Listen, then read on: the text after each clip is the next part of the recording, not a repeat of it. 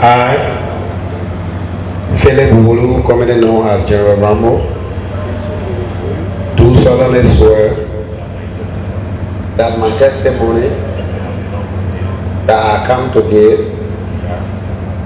to the TRC and Liberian people of Liberia is the truth and nothing but the truth. So help me God.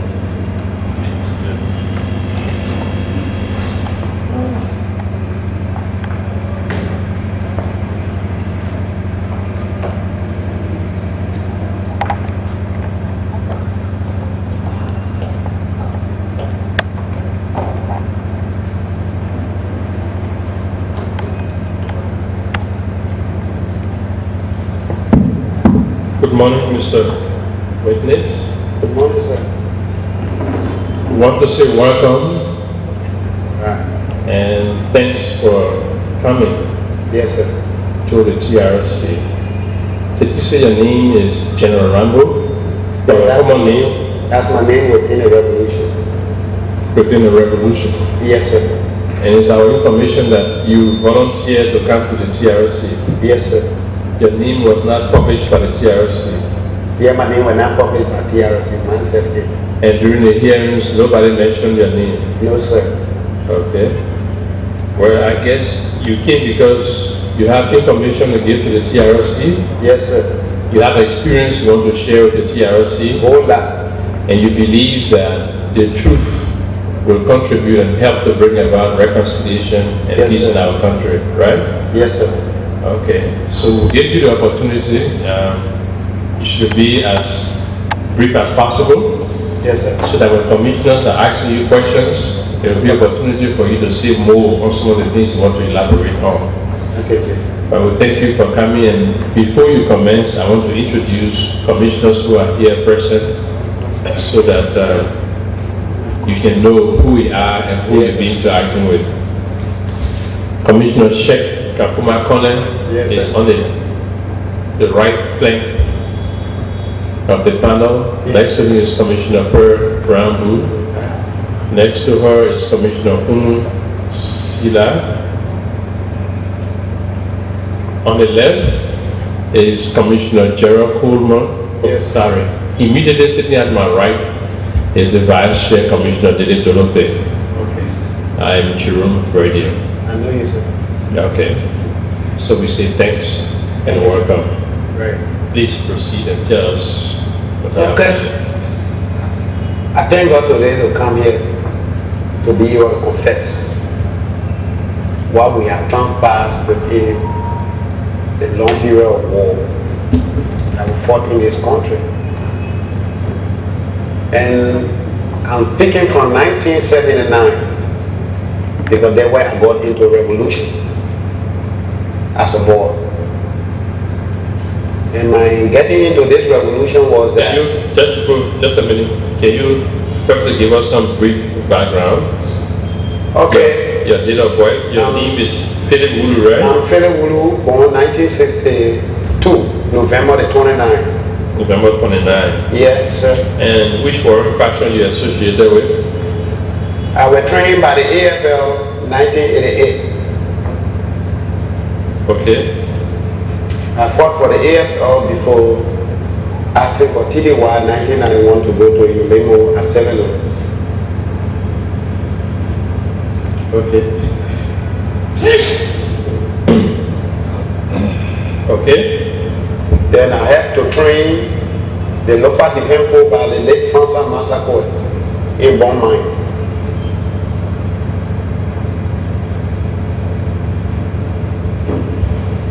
Okay. And we had a split in Ulemo where I was fighting for the Ulemo J against the Ulemo K. Okay. Then I will call a phone immediately from Kakata by Philip Wabakama and our brother George Bole to carry his forces LPC to Flower Mill, Buchanan to go to Sano County. Okay. And one of the founder of the La Forces Learn, commonly called dissident, which I was using the name as Brigadier General Prince Johnson at the time, in Lofa.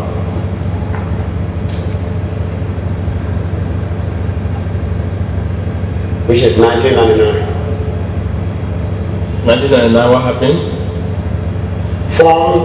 You have to form the dissident force that entered into Liberia. Right. Lofa. In Lofa, okay. Yes, sir. No NPFL links? I never fought for NPFL and INPFL. Okay, thank you. Please proceed. Thank you, sir. So, I thank God today the flow that you have given me to start my confession. During the 1998 war that came to Liberia,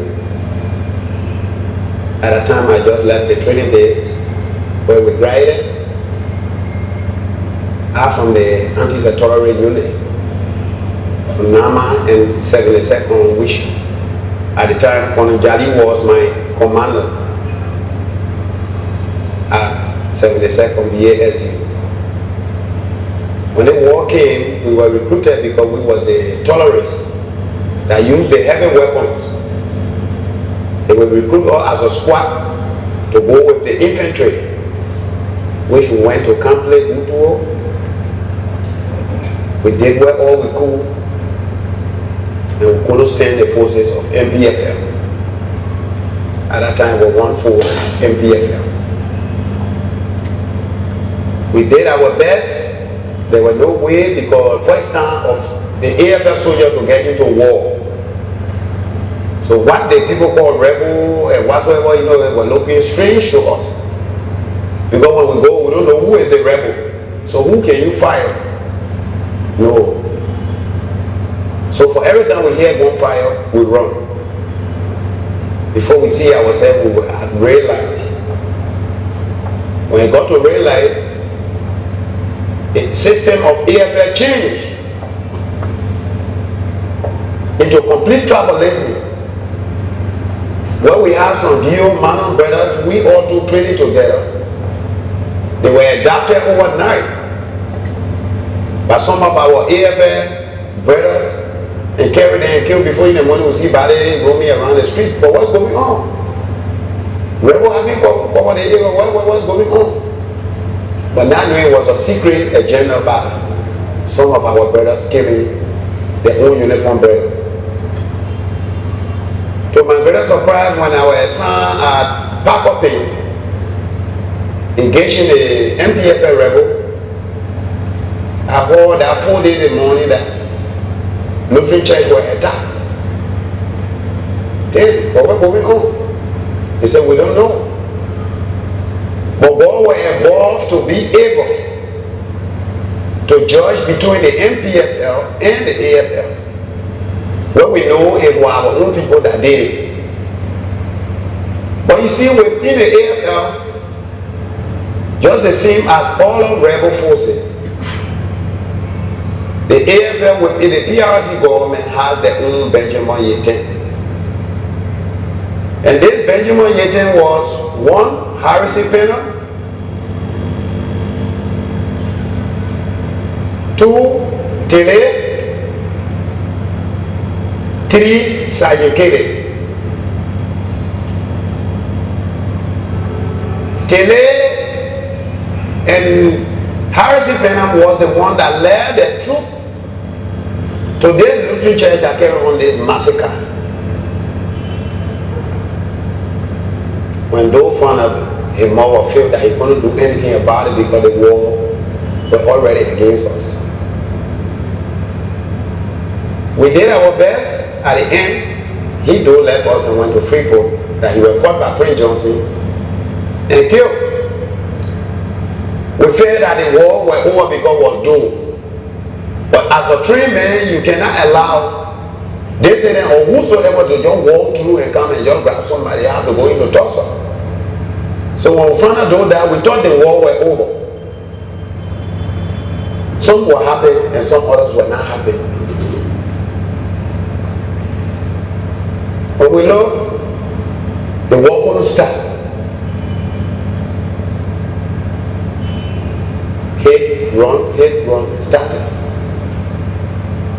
At the end, the Nigerian contingents came in because it was the Ghanaians at the time.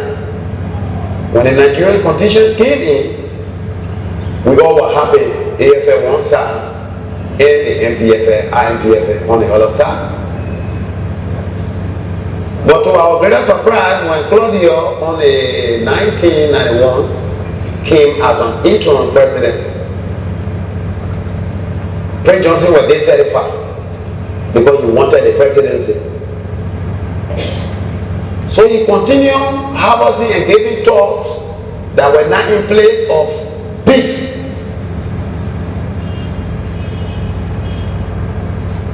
To our greater surprise, they went to a meeting across there and settled up what they think they could settle by ecomog. That they opened door for him on a Friday that I can still recall, 1991. To our greater surprise, when we look, they attacked our position by 12 noon that Friday. But God to hide it was that we have eaten little food because we were under the suppression for almost 3 months, no food. So after we got a little energy and got used to them and they brought that attack, God gave us the power that we overrun them. And we had a victory for that day. That dissolved Prince Johnson. So I start to hear about Ulimo from Seven, but that Ulimo from Seven was trained soldiers of the 6th Infantry Battalion from Birmingham that retreated to Seven, which Carton Capet was the ambassador as one of the 3 commandos of Liberia. So he started putting the men together and started to train them into the guerrilla warfare. Because we the AFL only knows about infantry but not guerrilla warfare. It's a different category from the infantry. So our brothers start to honor goal for every time they come and hit the bowler, they fail, they couldn't cross. For every time they come and hit, for good 5 times, they hit that ball on the side that they fail. So I went to command. We were about 15 soldiers, the late dragon, many of our brothers, because of our ethnic tribe, and so evil to stay fight. We asked for Tikiwa, and we got at a post and sleep, and we went to Seven. But the week we got to Seven was that Alhaji Jimmy Kroman was in Guinea and sending his men from Guinea to Seven at the 2-man base. In Seven. When they start getting enough in the maize, argument started that we the trained soldiers, the way to behave, when we try to tell them how to behave, they get annoyed that they are not liaising from us. They had a leader that they liaising from them. We say, but when you're doing this, then it will be hard for me and you to move. The all-over leader is Capet. How are you talking about, say, your guy, the leader, say, we're from Guinea, somebody who really speak the English well. Was that broken English? But I knew Fede Camara at that time. The late Fede Camara. To our greater surprise, the week that we go there, where the late Free Cara, as the battlefront commander, told us that immediately we have to leave. Nothing should stop us but to cross. That day himself would be in the front. And we were dispatching from home base to the border. The next morning when we were assassination against Capet. But what's going on? They say Capet died. But Ama Wlue, the late Bambangida, which is Fede Camara brother, and others have carried on this overthrowing on Capet. But how Ama Wlue can do like this? Free Cara say with all that they are doing there, If we stay in Wlue, that means the revolution will not go. So we have to cross today. We left the problem in Wlue and we force our way by the bridge of Bowalos have to cross to Liberia. And when we cross, free color down the bridge down and then they got there with so many soldiers. We cross, we never look back. Before we could see ourselves, we were in Bombi Hill. But my people, let me tell you something. Revolution, on occasion of rebel, there is nothing good in it. There is no rebel leader that formed or forced and said that I gave you Bible. Or I gave you salsa to go and dance culture. No. It was a die-down operation. You die free if you live fine. You wounded, it left with you and what you think you get within the war. If your people can maybe turn to sustain you to go through with your medical help, then you get back on your feet and continue the revolution. That's about it, about revolution.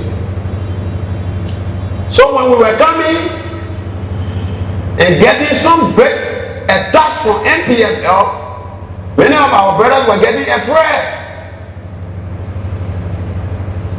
Because everybody knows how dangerous NPFL was. African woman that pregnant, open the stomach and want to know the child whether that boy or girl. They grab you as a fighter or maybe by your tribe, they cut your hairs and set it on the drum. So we form our own strategy. That bar has to pay back. So within our unit, we formed the power saw unit where we were using power saw.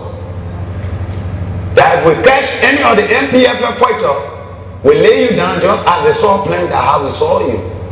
And take your interest and cross the gate and set your head on the road. Yes, it happened within you limit. We have our bow and arrow unit that we call the Benfield unit. In Wlue. But as we advance to this Thunderbird, as far to Paul River, there was one of the dangerous commanders of NPFL called Barre. From that bar area that we ran behind, and I was so hot that I wanted to catch him. But God slipped him from me to the Paul River. When he got there was a little child, because we were standing in the bridge and looking at them because they were marking people, surveilling, so we couldn't go across because ecomog were there. But as I was looking at him, because he was ready, I needed him to kill him. But my hand didn't lay on him that he was already in a safety zone. As I was looking at him, they later came because everybody heard that Wlue have taken Paul River. So people came to see the new forces at Wlue. When I looked, this woman came with a cup of water in it. But it was not water. It was acid water. And asked for excuse and went among the group to see Barre. And as soon as she got over him, she took this acid water and wasted it on him. And said, my son that you killed, Abba, is your pay. ECOWAS tried to apprehend, but because of the too much Liberians that were around, tried to plumb. ECOWAS left the woman. And when they took Barre and put him in the paper, he came on the triple base. While we were at Paul River, Prince Joseph came. He said, gentlemen, we are one. We said, no, but we are your limo. And you are INPFL, how you say we won? He said, gentlemen, I got no enemy shit against you. Taylor is the problem. So thank you very much because you always attacking me from the rear. So since you are clear with all our one brothers, we accepted him, shook hands with him on the bridge. Prince Johnson brought rice. He brought few ammunition and turned over to Wlue. We boarded the advance of 1991 until 1992 autopause, because we were only relaxing in Bombay Hill and back, and even surveillance from Monrovia knew that Bombay Hill was a safe haven. So many of them flee and went to Tomerberg. Children going to school. No one could fire gun in Bombay Hill. No one could ask anybody, you where travel, where you going, where you coming from? No. Autopause, the attack fell into Monrovia. We were at Port River Bridge. The next morning up to 6 o'clock, the Guinea contingents came to the bridge to tell us that it is not easy in Monrovia, that when we don't try to come, the NPFL will overrun Monrovia because they are already attacking the base. So they say, so you need us to go to Monrovia? They say yes. So we say, okay, no problem, we will come. They say, but we brought trucks for you to get in the trucks to go. We said, no. We believe in our 2 legs. When they get all the logistics, before the morning hour we will be there. And they listened to us. Gave the logistics to our commanding general, which is the late T. Carter. We have 3 Carter. His little brother is T. Carter. He was the commanding general that led us from the Bowwaller side to Bombay Hill, from Bombay Hill to Port River. When they gave us the instrument, before the morning hour for true, we were at Nobutan, Douala, and the Corway. We were able to fight them and push them from that Nobutan end all the way until we facing a Corway at the bridge. We stayed in the city for 2 weeks, combating with the NPFL at a Corway. God will help. I, the late Apollo J. Swan, according to the late Sari, the state lady, the late remote control, who the Duru ball after carrying on the shelling, the bomb came between her and smashing up, that he died. But through the shelling, of course, in our bridge, we were able to overrun NPFL from Corway. When we overrun, that we put the city on a lay comfort, which at the time Taylor was sharing is 106, 155 at the Grand Mesa into Monrovia. One of the commission here today, when you say yes, he will attest to say yes. They were one of the 106 bombs that flew and went directly in the house. They killed a fellow and I think a little girl on the Capitol bypass. Steve know me good, I know him well.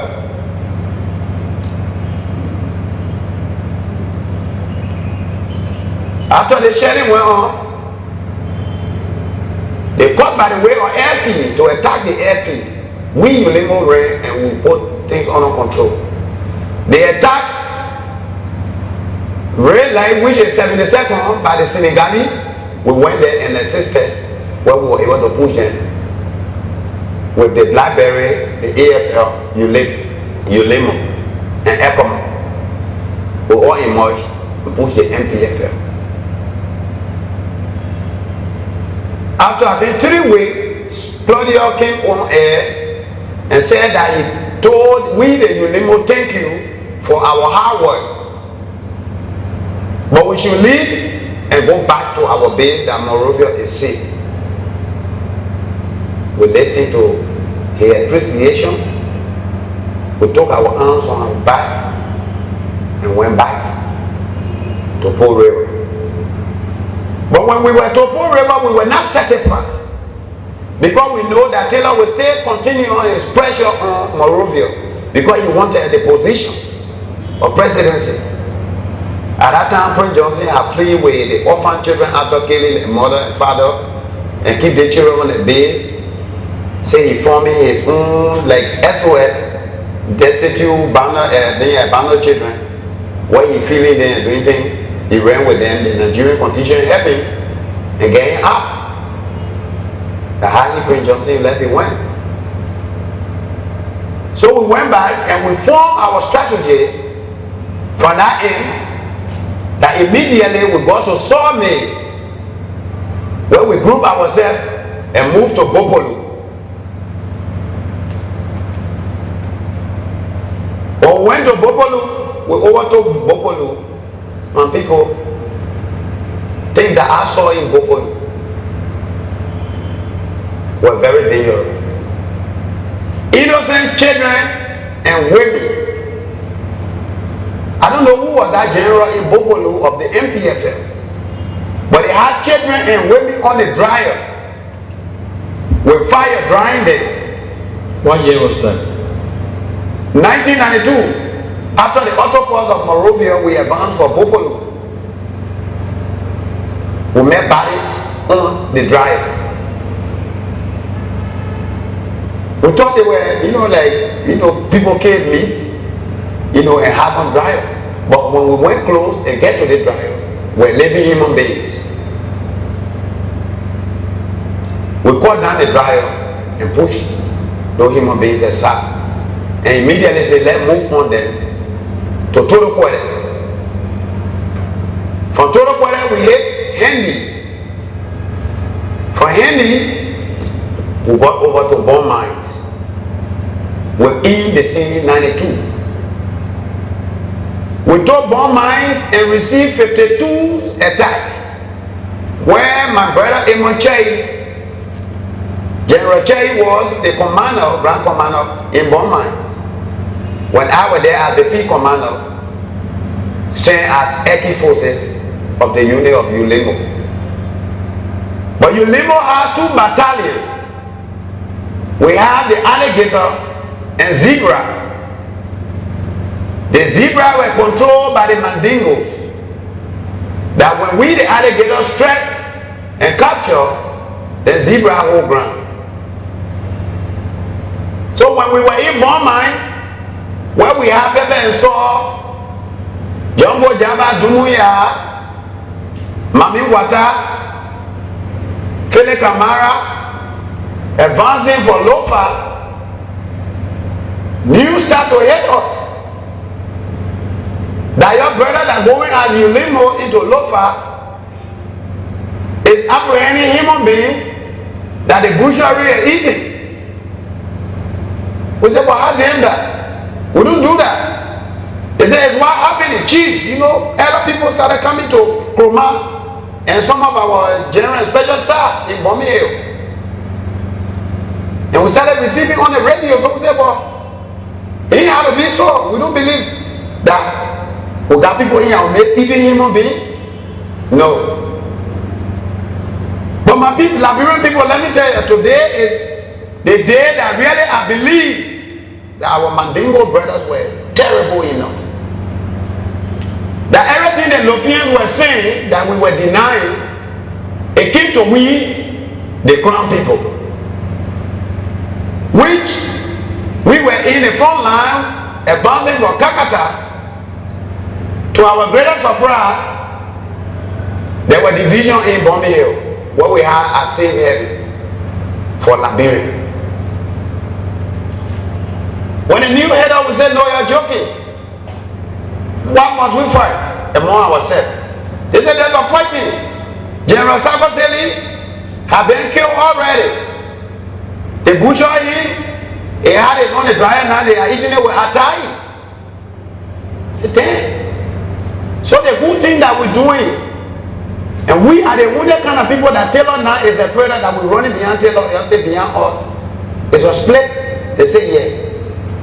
When we try to call back, no understanding. Because who can we talk to?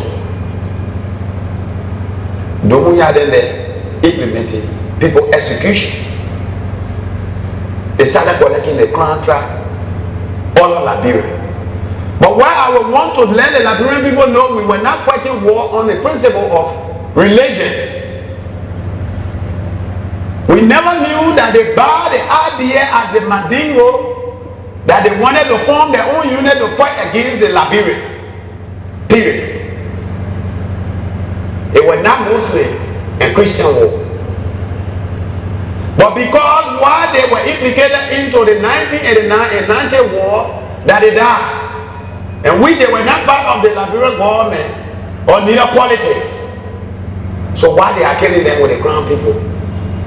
So they have to form their own forces to fight. But forgetting to know that we, the crown people, the training that were given to us were not all the training we gave to them.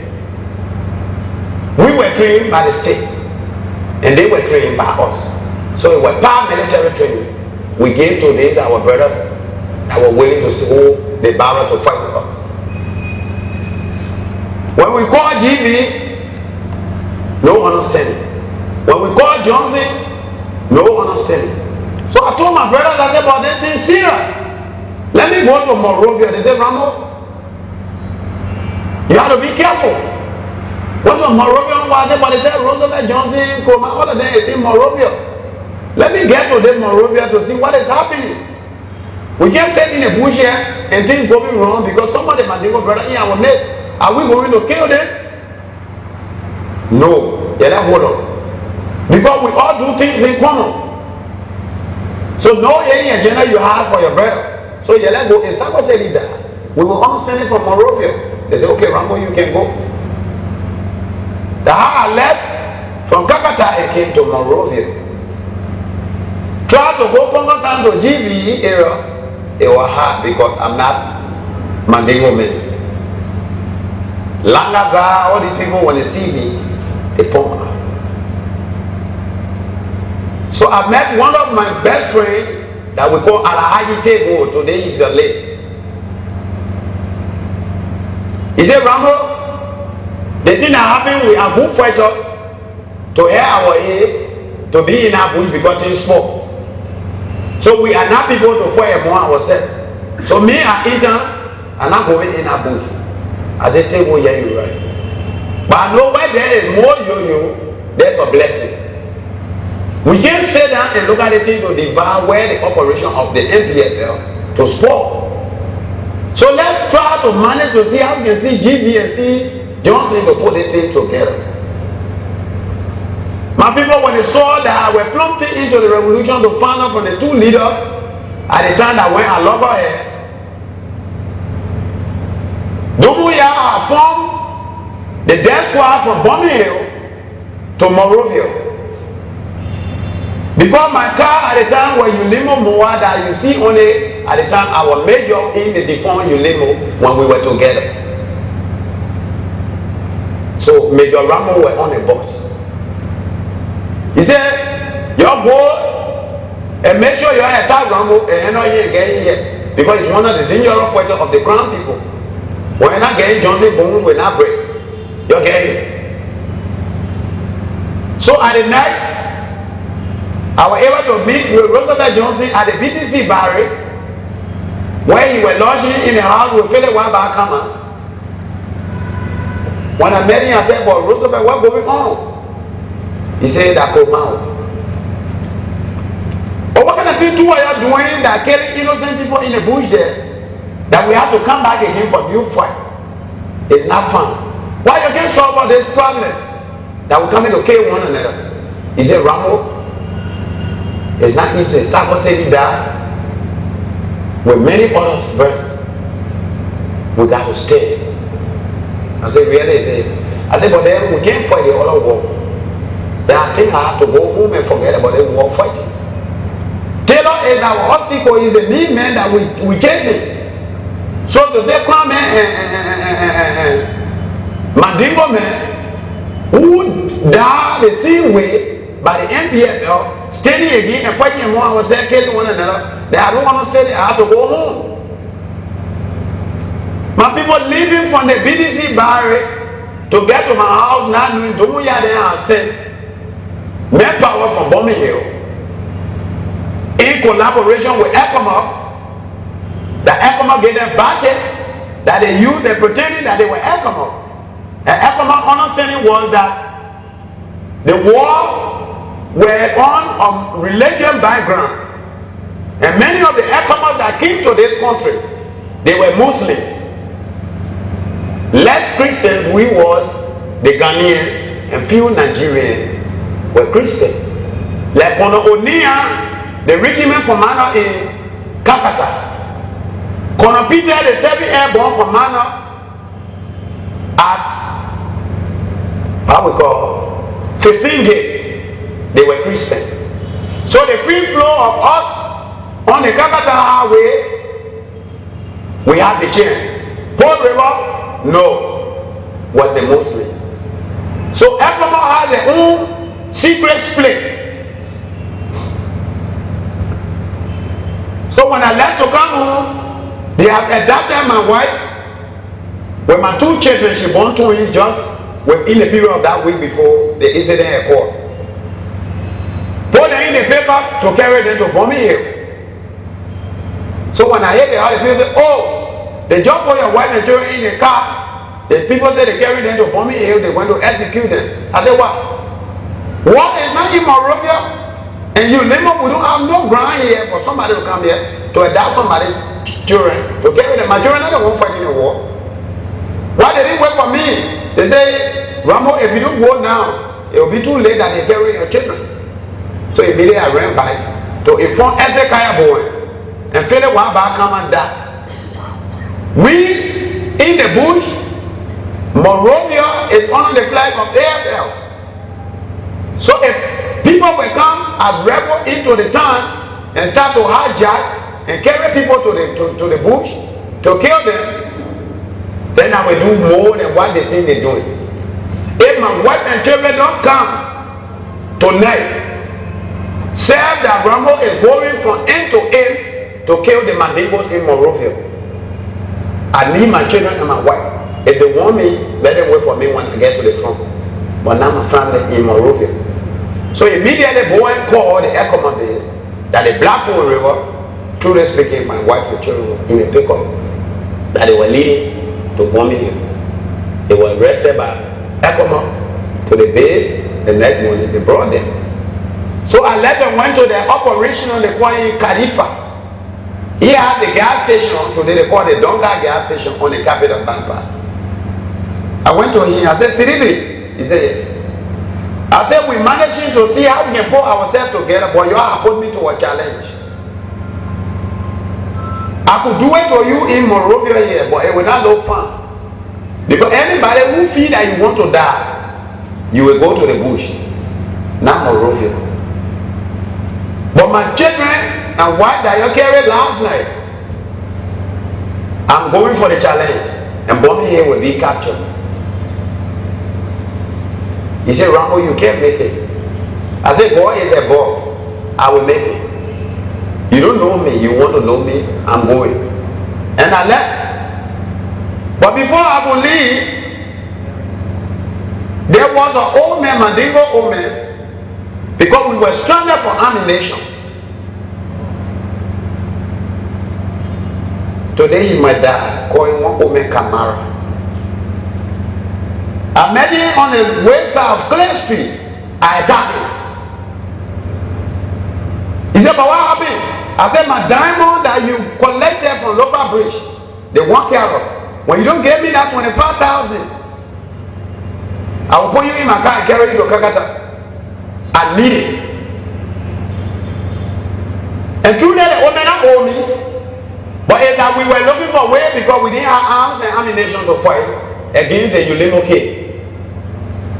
So we were all desperate around, hunting to see how best we can manage. So when I engaged the woman, AFL MPs came in and carried her to the bag. So I told the people that I have been elevated as a general within the defunct Ulimo jail. What we are doing, it is not AFL problem. You can't arrest me. The owner and me have our own blood deed from our rebel territory. And he run away kind of Monrovia that nobody can see. Since God can show him to me today, he gave me my money. If so, I will carry him to Kakata. Come on and say, Rambo, you can't do that. I said, but I need my money. They make their way under the pretense. They brought that money.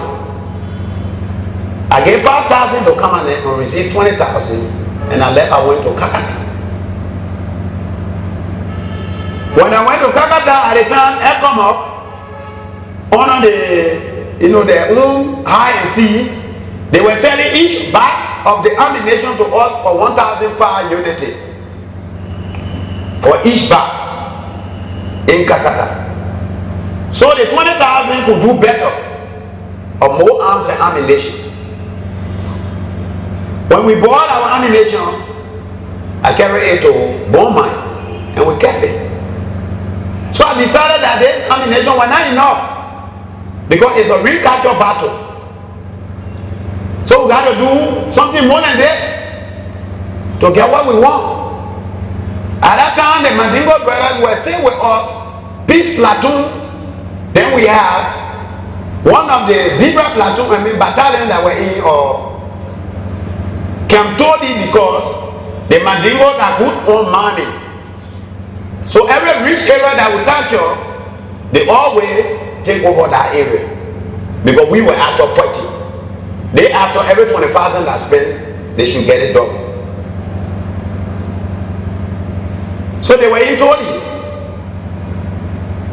When I left, I came to Monrovia. So I said, Roosevelt? He said, yes. I said, the revolution is about to go. But you can't sit down here. Rebel leader can't be in Monrovia when we're in the bush and people are dying. So if you show that you are the rebel leader of this, the 4 new rebel fractions that are formed as Ulimoje, you have to go to the bush. General T. Kala make a way with Prince Hill, General Duba, everybody is in bomb mines. So you have to go. They send me to come for you. He said, but Rambo, the whole road, ecomog, and people taking sour with it. So I said, no. I have studied the road. Colonel Peter said he want to see you. Colonel O'Neill, the regional commander in Kakata, want to see you. They are Christian. They say you should come because they know what is going on. They will help you. He said, really? I said, yes. He said, okay, then we will go tomorrow. I said, every race that you delay here is a dangerous race. I'm not waiting for tomorrow. If you can't go now, we will form another person to become the rebel leader. He said, Rambo, you sure that when I go, nothing will happen? I said, nothing. Let's go. But my car that I own my people, I was moving with every logistic that anywhere that you attack, I will capture that area because I have the logistics to my team. I was wearing choir gun because I know that I was fighting in the army of the Lord. Maroon choir gun at the time when anybody see General Rambo. So when I picked him up and get him to Papa was the Sierra Leone condition, but radio have already called that they should have Roosevelt Johnson arrested. So we let Johnson convoy behind. The the death squad commander move forward to make sure that the territory is clear for him to move to come in. So as I bring my men, I deploy them, they deploy them to whatsoever ecomog is. So when I got there, the Sierra Leone ecomog started speaking in Creole, this and that, and said, what happened? I said, well, we the Ulimoje, our people that flee from the end of Ulimoke is that what we're taking from Monrovia because we don't want problem in Monrovia. So we are going to Kakata because we are still engaging Taylor for Banga. So they say, okay, you can go. We passed with Roosevelt. We got to Fenner. We were able to talk to ecomog. We passed. Until to 15 gate. When we got to 15 gate, I moved, I went to Peter. I said, the chief is here. He said, bring him in. I came, I told Roosevelt from the car. They carried Roosevelt. They prayed and they had the inside door. So Roosevelt promised him. Because I know nothing for nothing. To my greatest surprise when I saw bombs, arms, ammunition start to come. Oh, we were so happy. Roosevelt came going in a car. We fired from 15 days until we were able to get to Calcutta. What year was that? They were on 1993. You sure? Just a month. I can't give you. Are you sure? But I was playing for in 93. In 93. A month I can't give you. Okay. When we got there, Roosevelt Johnson wanted to be there. So they still on talking until I started getting afraid. I said, but something going wrong. What one on the other said we should bring Roosevelt. And he had the man in there where we are. Our mission was to go to Burma tonight, and tomorrow we'll launch the attack on Burma here and keeping the man. So gentlemen, if they are delaying that apprehend, somebody ecomog there on our command for them to release our leader quick. So they said, no, Rambo, calm down. So I said, but why they can't allow me to go there to be with him, but he had no in there. So one of the MP commander left him went into the place and told him, oh, it's not easy, the man boys out there is grumbling. So you have to do something, let them get to your boys because they are trying to create problems. They're bringing on charging outside. So immediately Johnson came up, man, no, man. So everyone will answer. He said, gentlemen, you don't know how much young way. These people can't do nothing to me.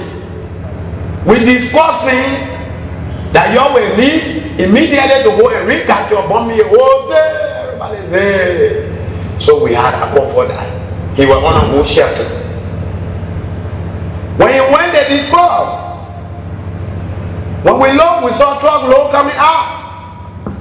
So it gave us more momentum that Kroma was nothing to us, that Bombi will be captured. We left, I think, by 9 o'clock that night, and we carried Roosevelt Johnson to Burma. But Colonia said, Roosevelt, to my strategy, you are going to Burma Hill. My men that I will send along the Burma highway to deploy in Burma, you should disarm them. You don't kill any of them because you need more arms and ammunition. And rebel is nothing that anybody to rely on. Charles Taylor have done the same thing. Why you can't? You don't kill them. Only take the arms and ammunition and go ahead with your mission. Yes, sir. So we left when the next day ecomog called for deployment because we're going to leave the ground vulnerable. He said the truth. But at the time we have our boys all along the road in the bushes observing as they put the squad down, they move and they disarm them. So they left only until the group that landed in Burma. As Roosevelt Johnson were talking, oh, gentlemen, your staff, was Wlue, what we call the 1005. Gia Morale. That you're doing more. You understand? So we grabbed half of these ecomog with the moas and everything and carried them to Hendy. That it was now over BBC. That Ulimo J is one on the rampage with his drunkenness. The army ecomog and carrying all the belongings. Yes, it's true. It was done. But it was done in collaboration with ecomog commanders that know the deeds that we were carrying on. So when we came back to Calcutta, we got dissatisfied with the Guinean conditions because we know that they were the same mandingos that lingered from our end. And when they were in our midst at ecomog, they never had anything tied on a weapon as a red club. So we understood the red club was still for the jihadists. So certain people going is that we will attack the skeleton team and overrun that will be under our control. So immediately we move on them. As the noise were causing in Calcutta, we have our boys that have gone to the ammo dome and bought it at the back, and we retreat all the ammunition to Calcutta, them to bomb mines. So we have more built dormitory of ammunition. It is time to our greatest surprise, charge you were in Monrovia. We were that is say you overthrow. The fighting is about freeing our people and let Liberian people have their own leader they want through election. I can't do it again, I can't tell anything wrong. Then they say to the mansion. But do you remember? Then we have to put men together immediately to move to Monrovia. Because there is no market war by who draw. You don't have to come down. Johnson said, my people, you're all. I got a radio message from Banga. That Taylor is coming with unknown forces, like attacking, charge you, but you want to take over with the Tanzania. We say, really, Chief? He said, yeah. He said they might be here tonight or tomorrow. They're bringing them manpower. But we will resist. Yes, sir. Truly speaking, that day up to 6 o'clock, they came and they met our checkpoint. And our checkpoint is beyond ecomog. So ecomog allowed them because they were formed part, the Tanzania were formed part of the ecomog. But they were deployed in the control area of NPFL. So when they were coming, they pulled down gate. But when they got to us, so we asked them, say, but how you come? Because we see street faces in the cars where you are as NPFL. They know us, we know them. So if you're going to town, what do people do in a car? We can't allow them to go to town. Arguing from one to another, fire open. 2 of my soldiers died at Wlue jail. We returned fire. We and them went into the battle where 9 of the Tanzania vehicles were captured by we in the Wlue jail. And over 25 of the Tanzania were killed on a bomb battle with some other NPFL fighters. We captured 11, but we said to our operational scope was that before turning them over to our air boss, they shouldn't go back home with ears. So we took out the ears from over the head, those 11 men, and turned them over, and those others that we killed, we put them in the very well in Kakata. It happened.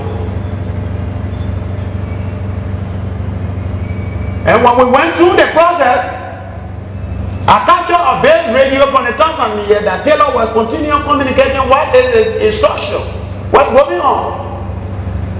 So immediately I carried to Roosevelt and said, but Taylor speaking. He said, give me the hand, I'll give it to him. He replied to Taylor. And they started calling one another mother. We all started laughing. The Blackberry that were formed 1991 that went to Kankan in Guinea and took training were able to stand by ecomog and bombard the mansion and get charged you out of the mansion. We all were happy. But one of the brutal part of them was the innocent children and women that were there who didn't know anything about charge you, overthrowing, brutal rape started.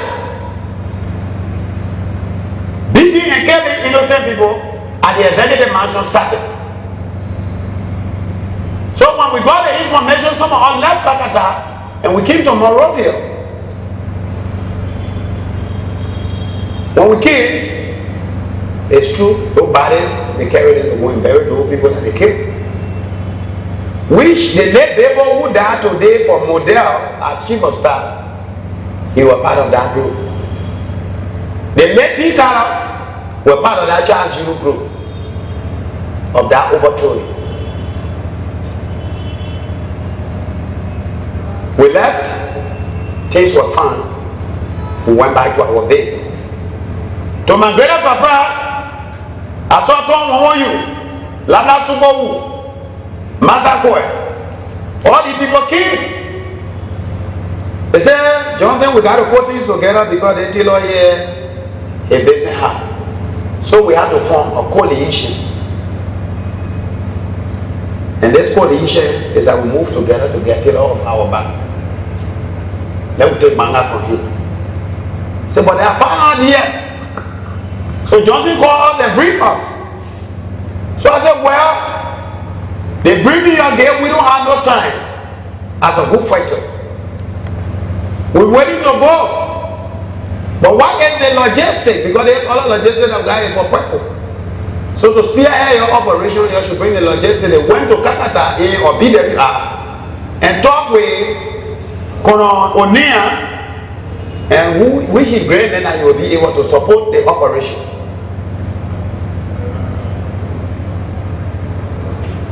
The brother find logistics will spearhead our operation from Kakata to Wiala. Where 225 of the NPFL that were flat-footed were captured and we brought them to Kakata and put them in the Kali church they have on the 14th row. At that time, I was lodging in a house on 14th row at the late Baku Taylor, which is Charles Taylor brother house at Breadfront. When you went to Breadfront, they were our lodging. But when we start on the NDC, where they call themselves the politicians, they are argument. Who they have, who next, who this, they were no understanding.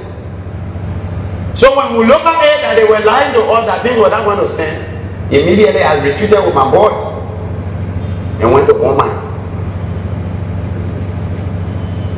Our brothers that left there, they able to go through the process. It didn't work out because there was no ammunition, much because of the power grid. So the coalition broke down.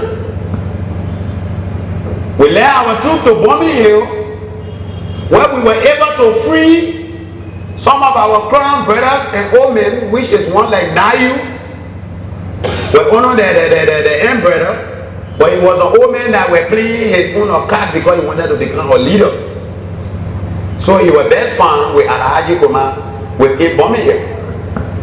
But when we go there, that 4 days, that money, when we know their operational scope and they know our operational scope. So we have to dress like the Muslims, where we start our arati on our head, you know, wear gown, with our AKs and things in a gun. For every other camp when we get to, they say Salam Alaikum, and we say Malikum Salam, that a password. Then we penetrate. When we talk from Maka district, my very friend Alhaji Tego, who say he was convincing me to not go to the front, he was a regiment commander in Maka district. So my brother, when you have the Tego, he said, he has for you told me you were not to be here. Then how come? Also that the damn money business, you blacking here in a hammer, but you went to tell God that we're coming behind you. We have no bystand here for you. You finish. And right there, the SBU little boy we had is a crap boy, they killed his mother in Bombing here. So he was so evil that there's no chance that he see anybody look like Mandingo, he kill you. Right there, as we were talking, open fire on Alhaji table, the hard table that is so in Maka district. And we flee from the Maka until we were able to get to Bombing Hill.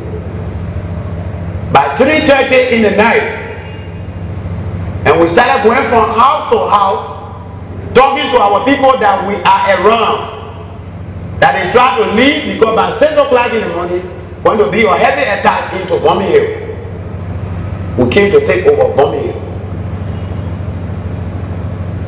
So one lady that there, a bad lady said, oh, but many of your people is double your fence, where they had a door, you know, basket, they, you know, Wellington, where they keep the door in the gates. They have many of your people in those gates as prisoners. And when you get to the NPFL, there are many there that every night they take you far from them to go and execute them. You have to make way so they will kill the people before they break because they know that you're already in the town. So we said, no problem. You leave and get into the jungle. We'll take care of the problem. So we were managed to do our bypasses until we got behind Dumuya house. And he gave me immediately that he jumped in the bush. And when we broke those locks to free our people from in that cell that he has. When we moved to the MP quarter, the MP at the desk, they provoked, had a head down, sleeping. So we knocked him. Salam alaikum. They say, Malaikum salam. Gentlemen, that people you come for again. Every night now you don't be carrying people, you can't get people here now. People sleeping, they won't read them. Yeah, the key here. He never looked at us to know who we were.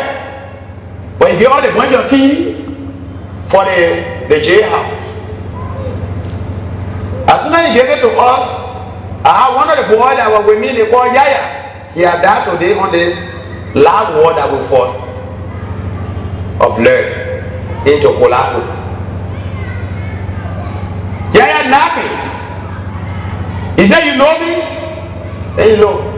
He said, Mama, why did I all talk from? So he said, no, I want your eyes to be open to know that today is going to go, to tell you that we're coming. We are the narrow taro, and when they say narrow taro, then that means we are the crown people. Fear nothing but to do wrong when it causes to be done. So when he came to himself and wiped his face and said, Jeremiah, I will hear, we say, let. Jeremiah, quiet. We cut out the hair and set it on the same table. Open the jail. We saw our brothers there. Dressed in back. Gentlemen, you come. You don't want to know, gentlemen, we beg you. You don't carry out to now, we hold your foot. So we spoke round.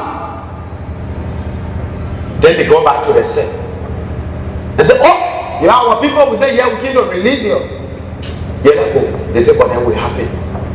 We took them because they were already out of power. They were not too strong because no eating.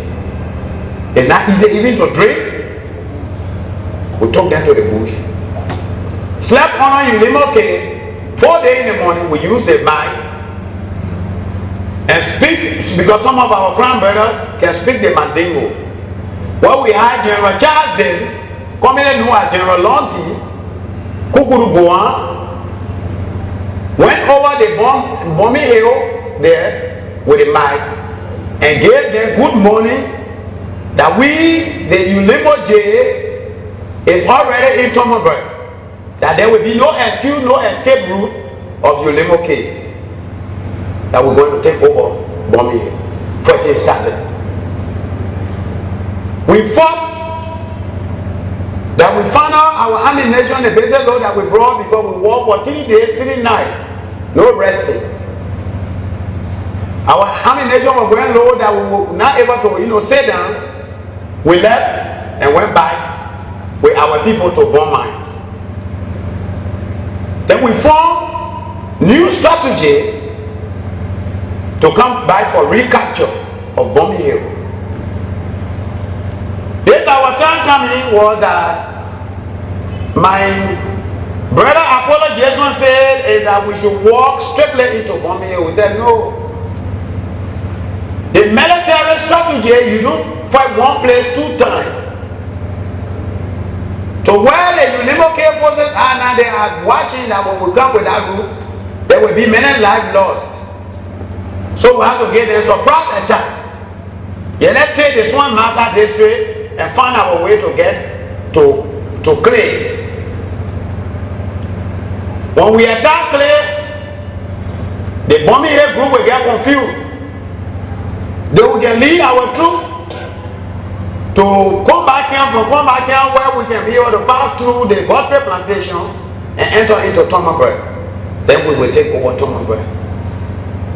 He said that who are the we move with our idea for true, we were successful. But my brother, when we got there, was that the raping that was going on with the Ulimo K forces, where they have this general, he died today, was one of the desperate generals they had at the time. It was clear. When they come to me here, I was taking his name. That 24 hours they were there raping the women and little girls of children. When we got the first bomb that we shared, running away open. Those women came running out to the bushes, nothing. What's going on? They said, we crowned people that were arrested, and they general here were people 24 hours. But the young came one ecomog under the Palaba house. So young came home. So fortunately we rushed with double bomb and we were able to take over that Palaba house. We made a big ship back sitting down. And we made the ecomog Nigerian man, I know the Yoruba with his marks, plenty on the job. A hair was on the table, a uniform pack on the side with a boots, but his body was bush up. The heavy pepper soup on the fire. But we had war for 3 days, 3 nights. Without hunger, eating cassava from butchers, if you can recognize anything, like monkey apple, the funny thing, it's what we were eating coming. But when we got to place, the rice was already done. The soup was still on the fire. But because there was no control of hunger, we dumped the food in a BB pan that we want to eat. The soup was the water, my brother, that we put into the food first. Put our hands, we started eating the rice. Ha! No washing hands this thing. Everybody standing, you put your hand and eat. But coming to dump the meat, when we know we saw the pounds of human being drop. Right there we gave up. But we finished swallowing the food, we drank the soup. We started putting finger in and water to vomit. It lit. Then when we believe, we the Unimo jail, it's true that Unimo K is ignorant that here they are eating human beings. So what all people been telling us is true. So we got to move back because I know it's just the same in Tonnenberg. So we forcibly use our force and overrun Tonnenberg afar to Lofa Bridge. Involvement of ecomog. When they were in Lofa Bridge and we had bombing hill as far where to this place we call Sawmill was our checkpoint. ecomog and all started with small talk. You're not powerful. If our commander gave us any order, we can overrun you within 10 minutes. We say ecomog.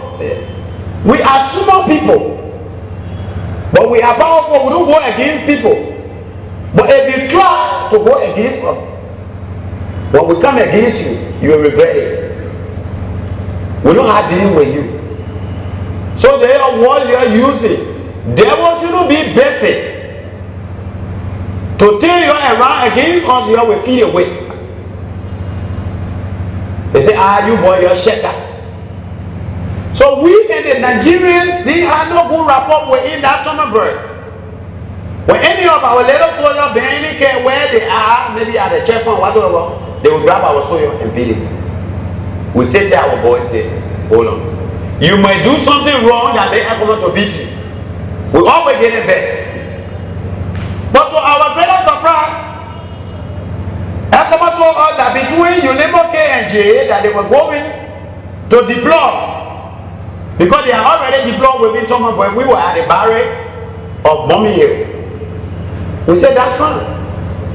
But the deployment is that they were going with 3 trucks filled with ammunition.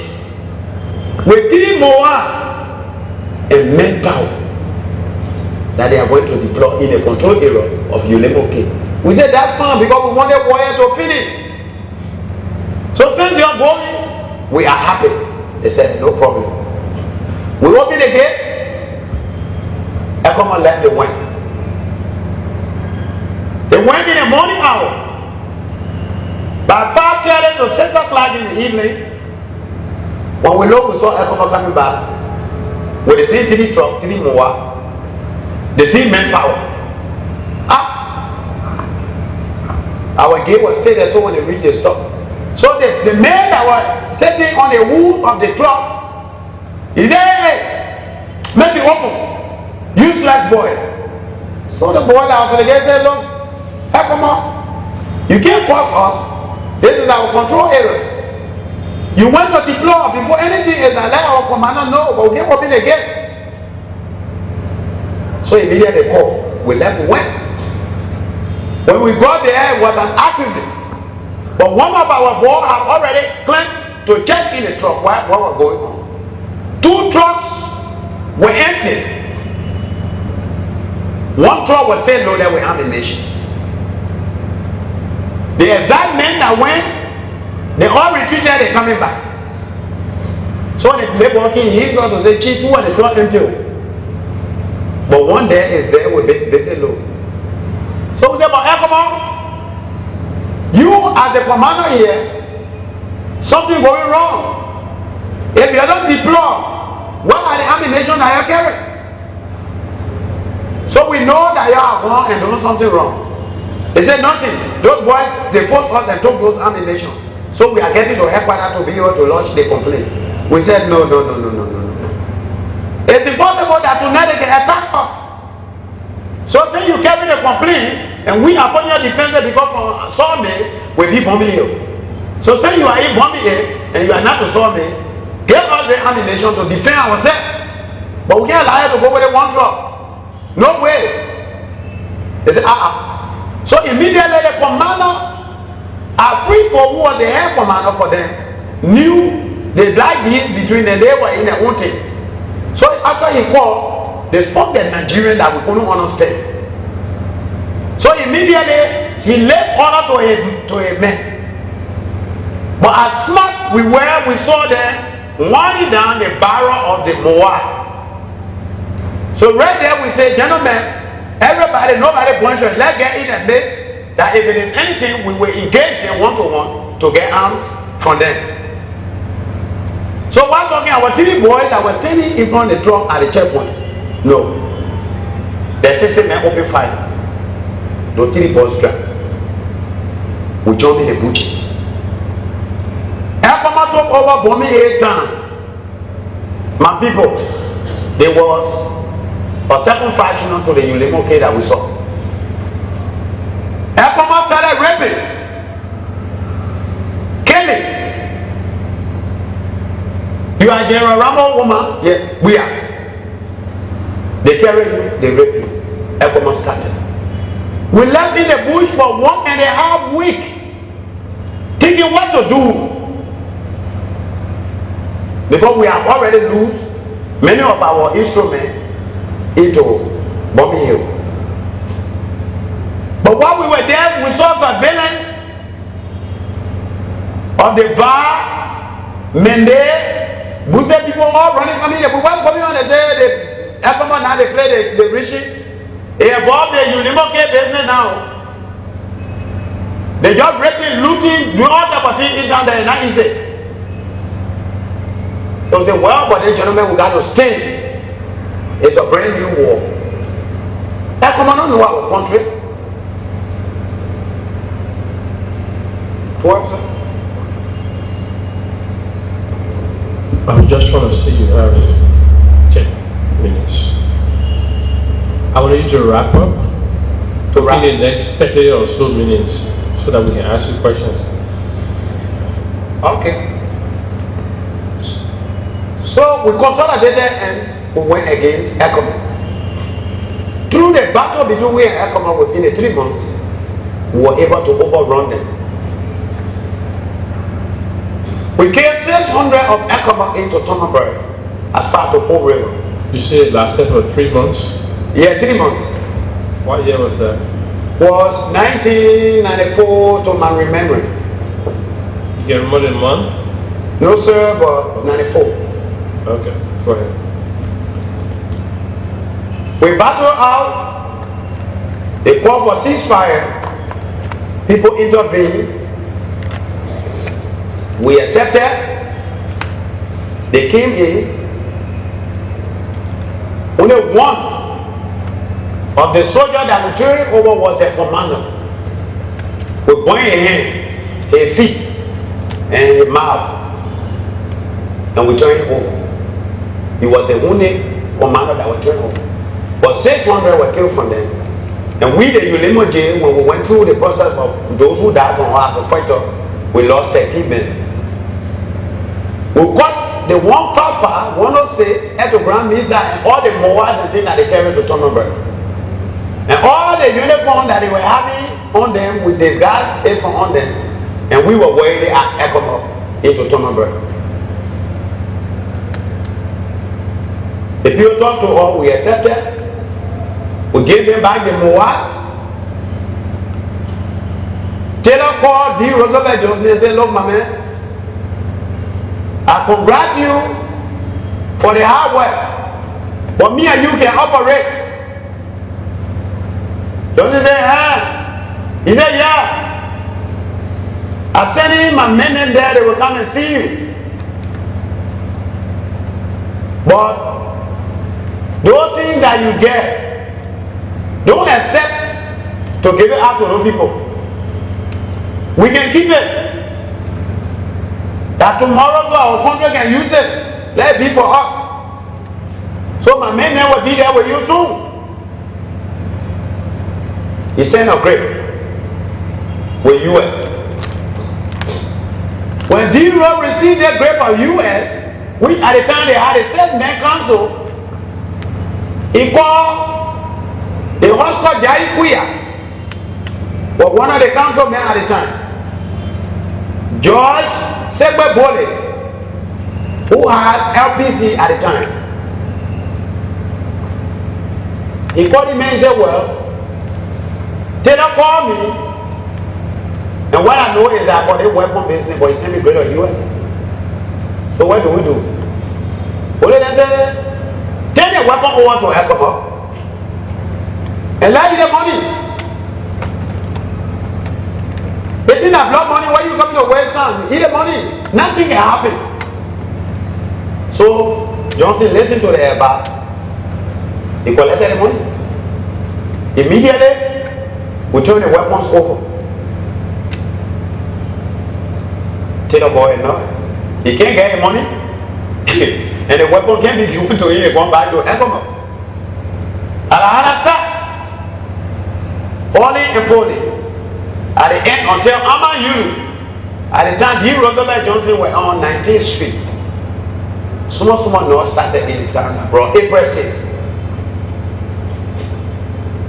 Amayulu had the idea of Taylor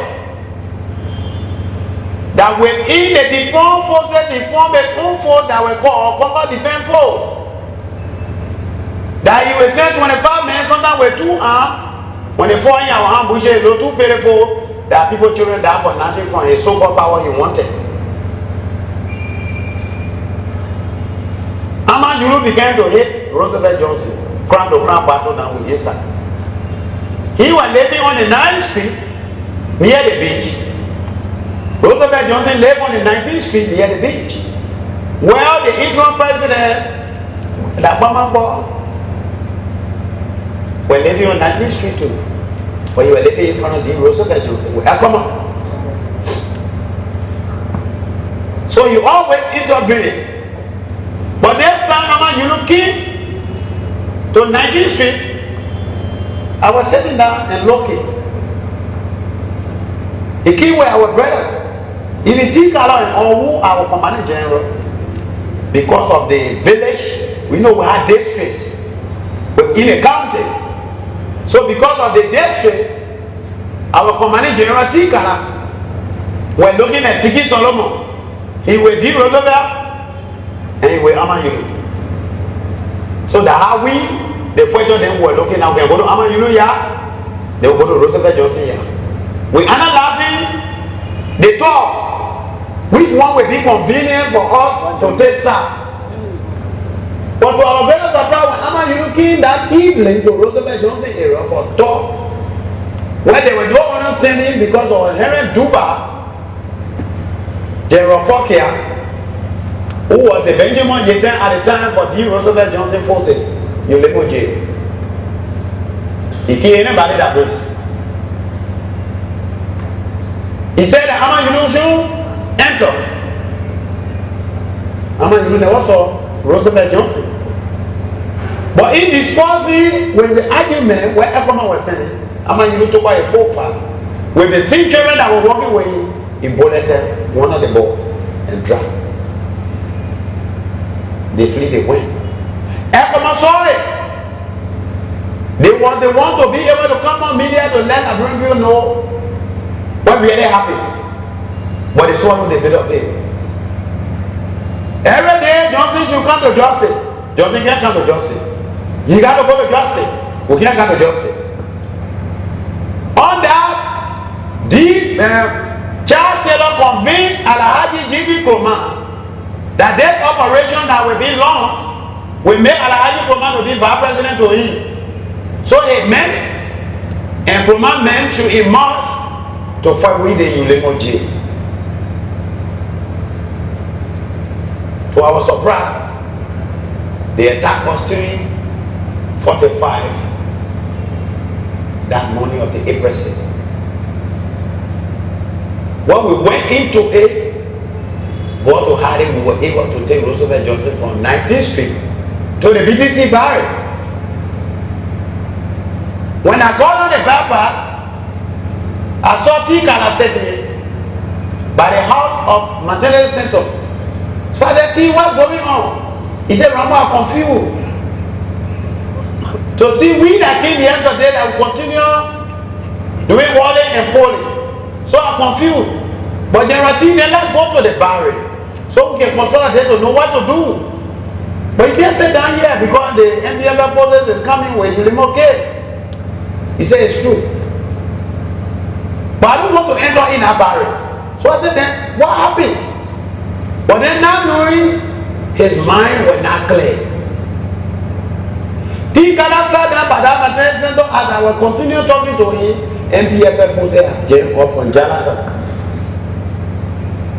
As we were there exchanging fire, the bomb that they launched hit the building, the particle hit him. T. Carlo dropped him down.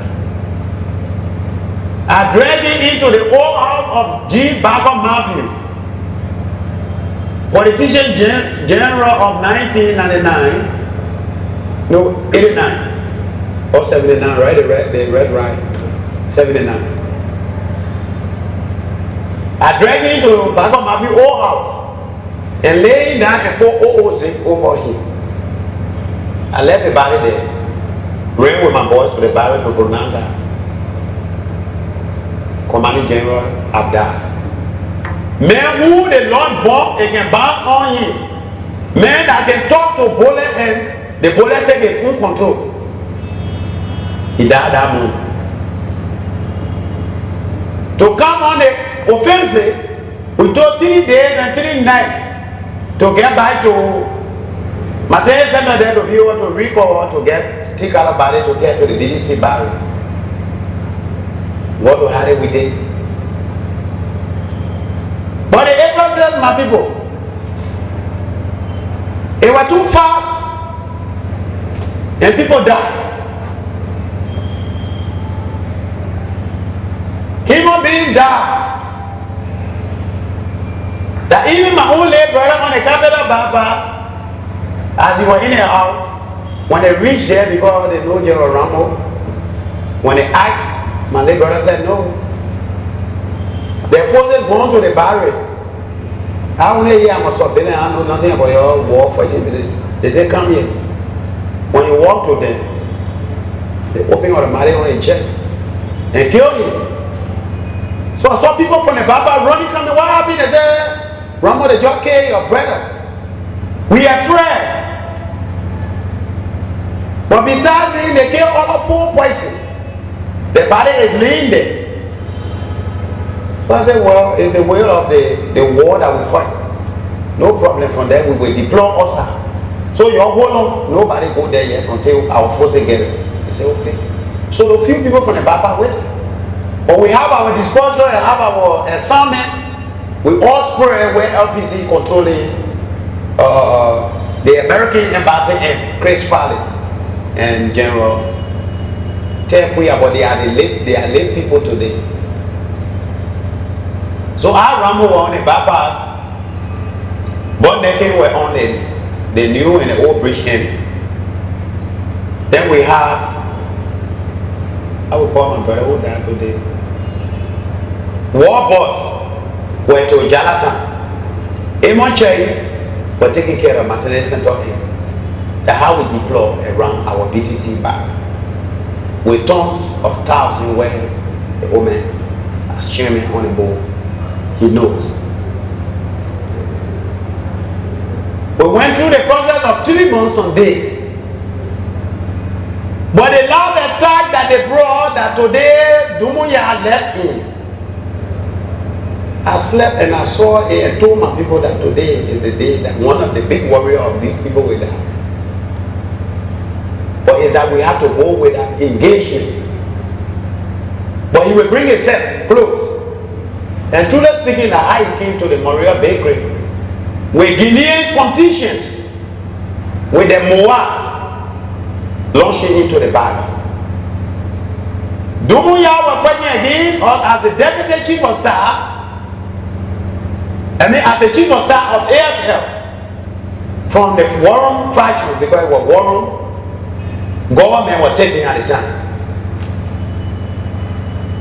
His sister was in the barrel with us. There were many Mandingos were in the barrel with us that we not even came. But you crying out there, they came.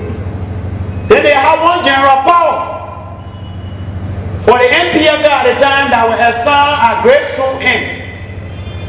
That were entering the grade school and taking innocent civilians from there and carrying them on the beach side, killing them.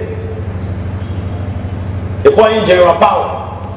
I learned today he's an intelligent officer of the AFL, of the new AFL at defense.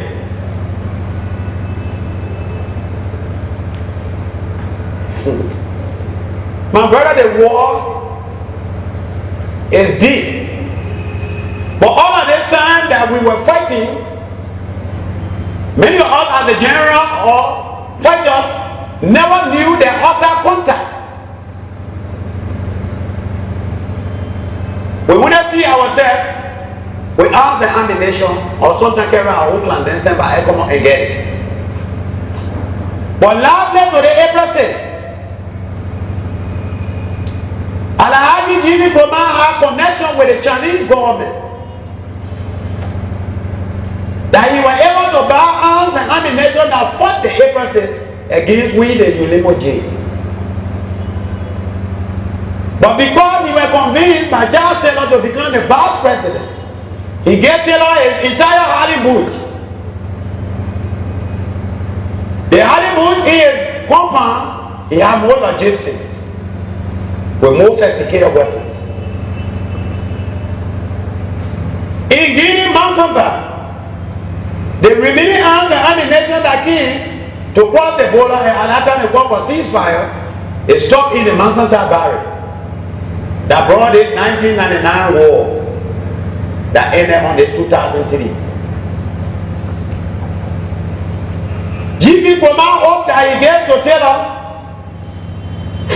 Taylor didn't buy it because he knew it was almost a leopard and lion sitting in the sea den. 1 minute you close your eye, somebody will kill a friend. So he did.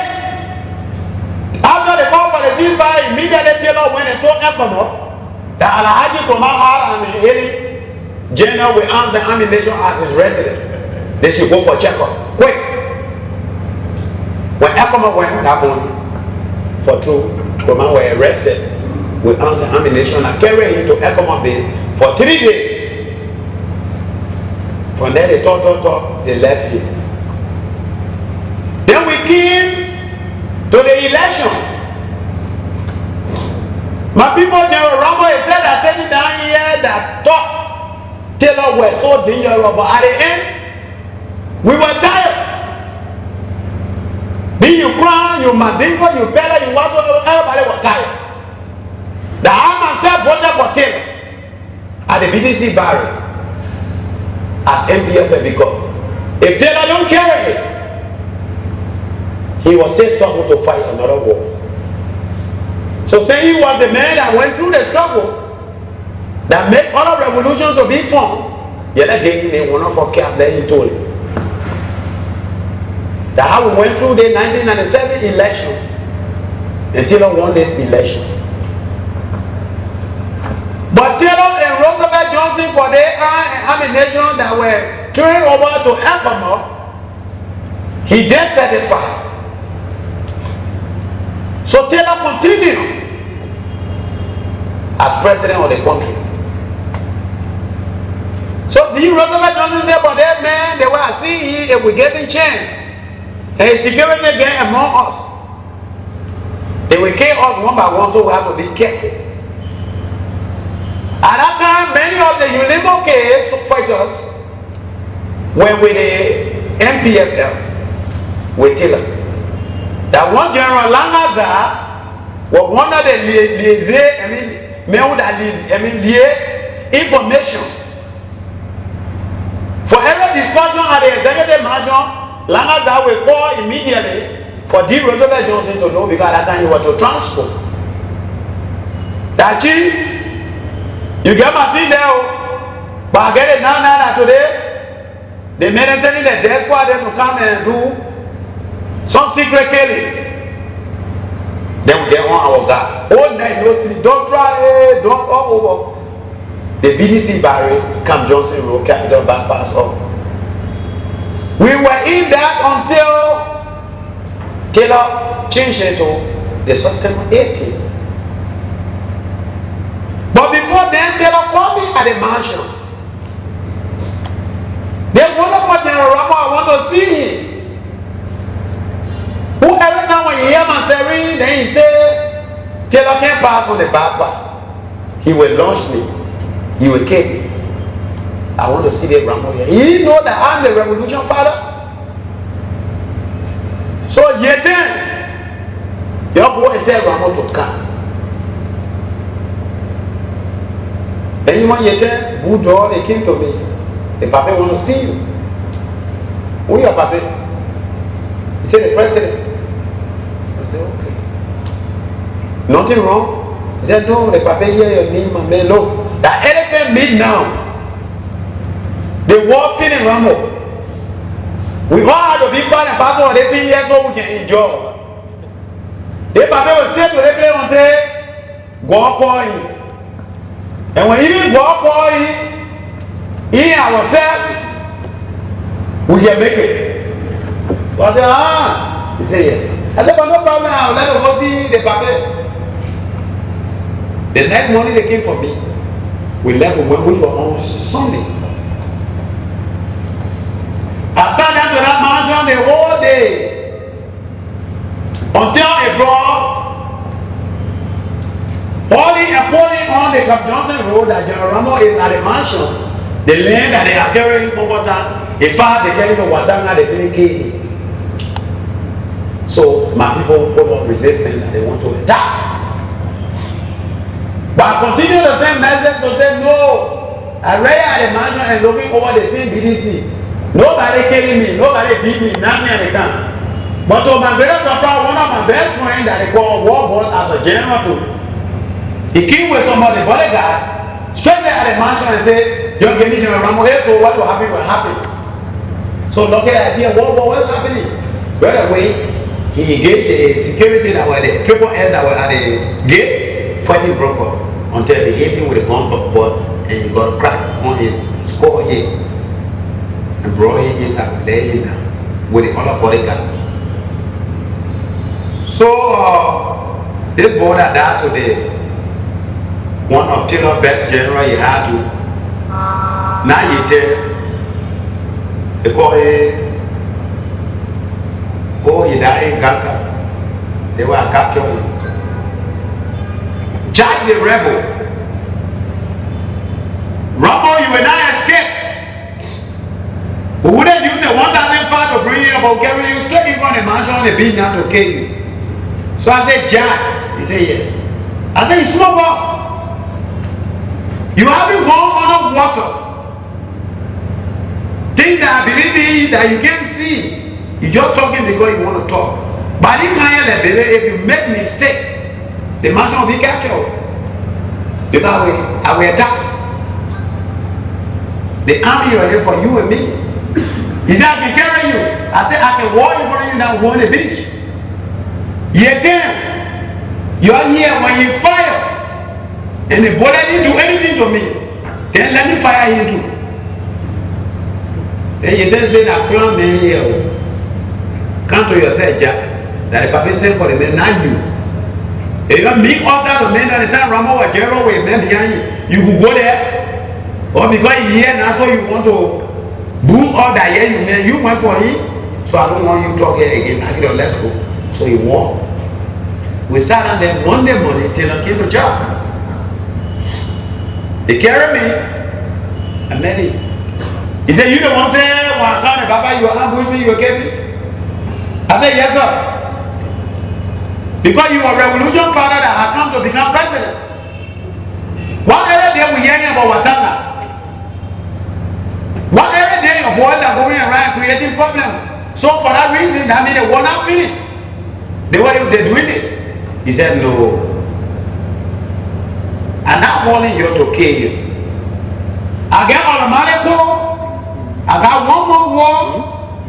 All of them boys there with me. And they were general on NASA. I said, yeah. He said they were me. I said, now on a mission. I think Gambia, So the reality, he said, in there, they there. They were feeling and I the president. So Rambo, you have to understand. When you working, so I said, Chief, I'm not working with the AFL. I'm W1, warrant officer. Then in a revolution, you want to tell my brigadier general. One of the special aides of D. Roosevelt Johnson for now. He said, you have to lead Johnson and look. Come and stand with me, I'm the president.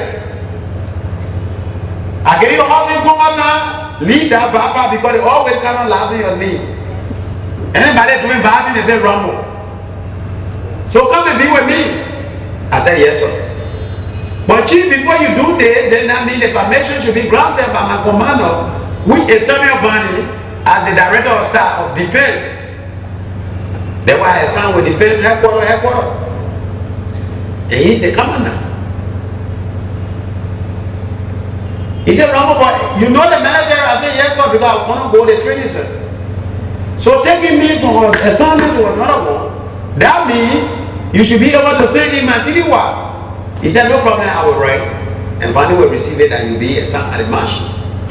But your position at the mansion, you are going as deputy as a director. I got to gain the courtesy. You think God embrace me. I get big job. He gave me $1,500 US. I left from there, I got to the bank account. Right away, when Johnson heard that I have come, he said, you have sent for Rambo right now. So when I looked, I saw the troop coming. I knew straight it was that when he said no, then they will take the other way to our revolution. So I said, okay, no problem, gentlemen, I'm coming. I got it. I left, I went to come Johnson Road. Claim the step. Yes, sir. You from the mansion? I said, yes, sir, Chief. He said, but what that we didn't sleep is that we wanted to get an overrun the mansion. So I said, Chief, they never call me, they never arrest me. And there was no dream of killing. Is that if anything be now, everybody trying to, get their part to play because the man, he's the president. So Taylor is playing again to get all for us to be violent and all the money code that he's requesting for. They are in Gambia, carrying an operational squad to overthrow the president in Gambia. Johnson called on the media to inform that he wants these people to associate between here and Taylor again. He said, but Rambo, so you change, you want to tell her? So I continue the man and the president. And he called me to say I should become the deputy editor director. So I should start immediately my assignment. So it's to go to Georgia Yeah, you school you will transport. You say what in the same government, then why would you work? So I was going to work. He said, Rambo, don't go there. Taylor explained again to the boy just went around me. Then if you hijack, you pay your one by one. So I got set to go. He said, believe what I say. When you think alive, go and try and die and manage. So right there I took my mention because I was here. So I sat down. I couldn't go to work again. I couldn't go easily on the capital back. To my brother surprise walking with a brother, I did all getting fence, one big ball, by 5 to 5:30. Fire open. September 18. But what is going on? Attack. But when I walked in the room, I saw my own brother Apollo Jesu. One Maki Carlo is today in the new AFL. They are something and coming to my house, but when a gentleman, you can see what's going on. They insulted me and said that they will kill you. So I said, oh, but anything changed. So what Johnson was saying for me, if I want to conquer them to say, I realized in there, they are killing. So let me take my essay to Camp Johnson Road. I left in our short pants with slipper and t-shirt. When I go to Camp Johnson Road, the whole place upside down. Surveillance, mommy, were firing all over. But Johnson was like, what you have to defend, you and they do what is here. Now come again and create problem. The problem now, people die. What you got for us to fight? He said, you are relaxed. Ecomog told me that, so now they attack me before the night can go, the issue will come. So you're just going to put on your go that day, before daybreak, the issue will be here. We believe it. We stay there until in the morning. Nothing. Up to 10 o'clock. Civilians that were on the business and the fire started, they ran into Sitomo Church. The church was packed. But that morning to 12, we have over 25 wounded soldiers, seriously wounded. No doctor, no way. We can't told it. Because we ourselves didn't know our position. So immediately, I ran to the church and said, my people say, I said, you have to lead the church, let's go. Because the Tomo Church is right on the Roosevelt Johnson house. These people are coming, we're not understanding. They might die in the process. Yeah, let's go. Few of the civilians that understood what I said, they crossed the road. When they crossed, they left the went. I was looking at the photos for seeing. When at the time Chancellor had a son that has the demon force, that they don't talk. Yes. Oh, okay. That couldn't talk. They just implement the order. They advanced until they got over their church. When they got over their church, they entered my brother, they killed. Open fire in the church. I went between the stove, stayed looking while the people were going. The blood drained from in that church outside. Who was the only living person they took from that church that they brought us out was Bamba Boto, former Liberia number 5. But one triple SS security that were with the group that rescued Baba and brought it outside. Before I leave, in passing between the houses, there's a woman that died, but the baby was still on her chest, still living, sucking their breast. I took this child. Man with a child through the 41. Because I'm born here, I grow here, so I know the entire land and bread, the whole city. I make it to we take our God to public works. When we go to public works, there were so of my tribe were living there. So I spoke the dialect of my people. The people that come here have no understanding. So long you have my asset, they will kill you. You let go. You don't stay here. But they couldn't understand was that when Camp Johnson Road trouble causer was the one that Taylor were looking for. So they didn't open the door to come out. We passed through and get to Central Street.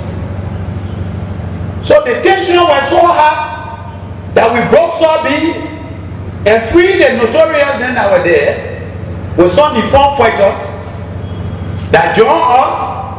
We make it by Kekeya. By 12 o'clock sharp we attacked the BTC barrel. The muzzle that has the bomb that were in it, there were no few. But because of the 1,005 and I knew that my enemy bullet couldn't do anything to me, I was jumping on the road and challenging. But there were no way to launch because no fuel. So we managed and passed by the beach way of Kekeya and we got into the barrel. I had the barrel was captured at 12 o'clock. That's September 18th. We roamed around in that barrel, thinking that we will find arms and ammunition, no way. We were wounded in lucky that we engaged the MP quarter, where two of the MP had arms that we engaged in, we executed and took the 2 arms. That one of our brothers, as one of the generals, they call war boss, were in jail. We released him. They were wounded at 2 arms that we got there. We went to the funeral home where some people told us, oh, last night the people all the things they carried to the Modoku from Modoku to the funeral home. We went there, that we met there, we started holding the 2 for that young in them because we're looking for ammunition. Nothing. We went at the Modoku, busting doors and things. Nothing. We stayed 2 hours in the BDC barrel. There we met General Jali, Sako City. Yeah, Sako City. We are Konodowe and others. The General Special Staff of AFL. We said, my people, we all are the same track. If you stay here, General Forces will kill you. Yeah, let's go. They said, but why are we going? We said, go at the embassy. We're using the beach to go and after the baby that are took from Camp Johnson Road and collected a cloth that had a jar on my back. I said, for the jar on my back. From the BBC to pass through Kekeya, I met all 2 walking chap where the mother father were not around. I had them with me at the motor again. We all walk on the beach to go until we get by the side of the embassy. So our arms that we have go round. We end up talking in the water because we are getting to safety zone. When we got to the embassy, George Webb, D. Roosevelt Johnson, General, he brought here today, General Jani, they always sitting and discussing with Madison William, as I was put there at the time. Talking for one thing and I told them about my bed. You two have to come to the embassy immediately when we get here. That you're in contact with America, so they will give us all the ammunition. The people don't ever us. You're going there immediately, let them can move. Because many innocent people that are down there that when they meet, they will still kill them. So we gotta go back. Johnson said that true. You're right. At that time, Joe Wale had left. He met the actually that on after Johnson Road, but he is a commando. Trained up. Because the 1985 coup that were led by the late Kwemba. When Joe Biden then came, he never came to the TRC to even call the person that hated him to make it to see to this day to come on TRC to talk. Was they saying General Rambo? I came in when Joe was requesting at the time that anybody to see Joe Biden and take over, he will give you 10,000 United States dollars. That's how I've been made here. But I believe my life is not to sell human beings. And I believe that what Joe Biden came for was right at the time because of the 1981 4 charges that were laid against the late Thomas was saying that he was apprehended and killed with all the volley. And we I is part and parcel about because I'm suffer crime. So the breath of my mother was Thomas was saying, Joe Biden is my uncle. So seeing that Western died going back in and fell and he died for the cause of Western, Joe Biden he will go and come another day. I kept it down the hall when I had television covering was all over. Going back was captured from the Omega. They brought a body at the back of the mansion where they lying down with looking at TV and the bush orchid. Going back body was not body that they wrap and carry and bury. They were not say saw that brown people, we ourselves that yeah, it's true that okay, human being. It was 1985. He was eating.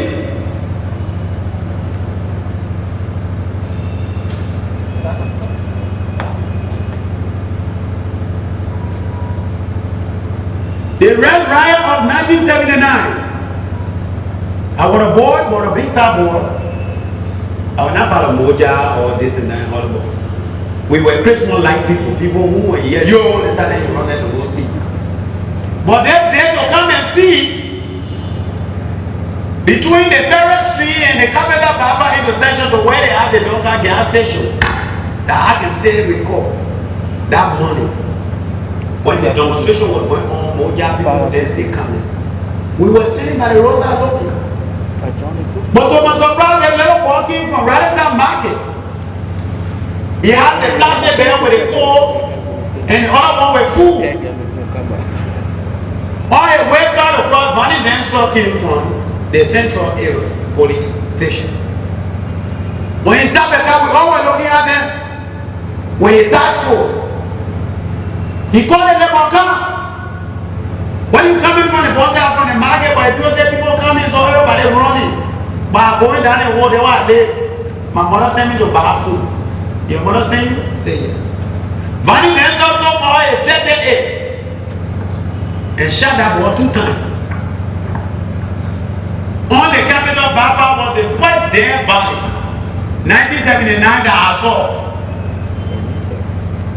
There were motivated all that we joined the revolution of 1979. 79. The Red Riot. And when we started stooning the police, there were no option that they retaliate.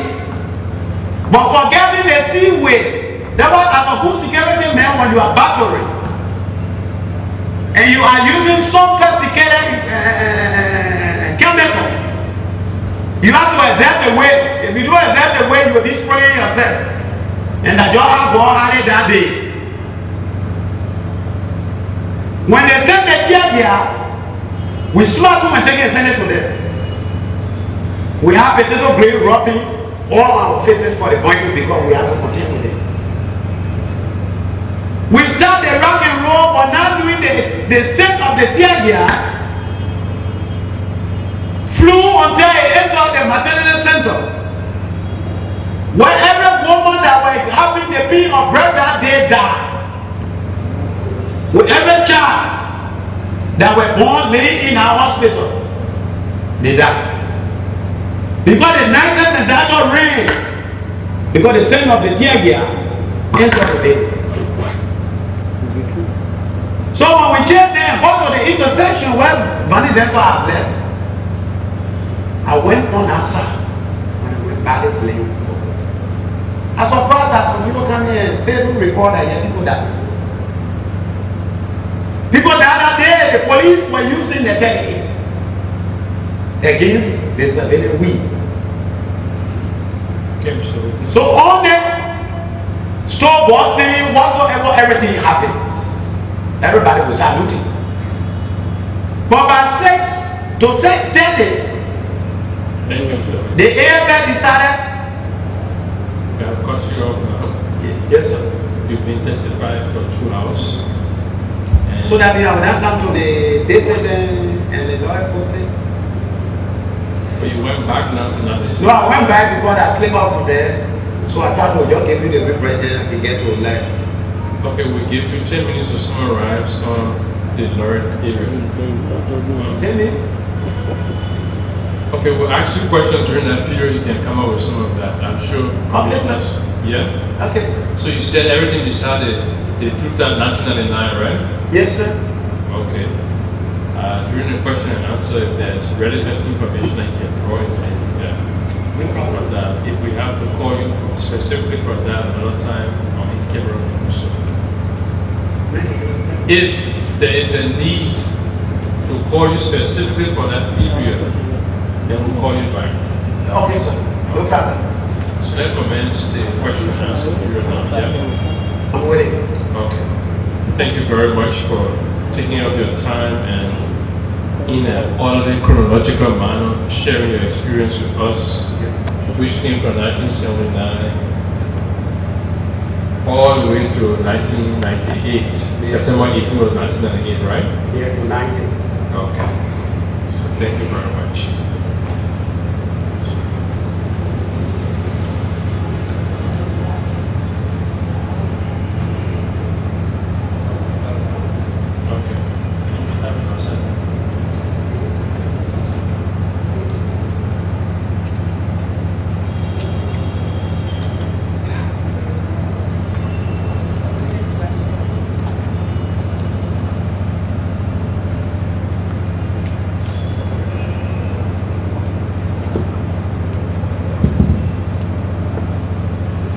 Mr. Witness, good afternoon.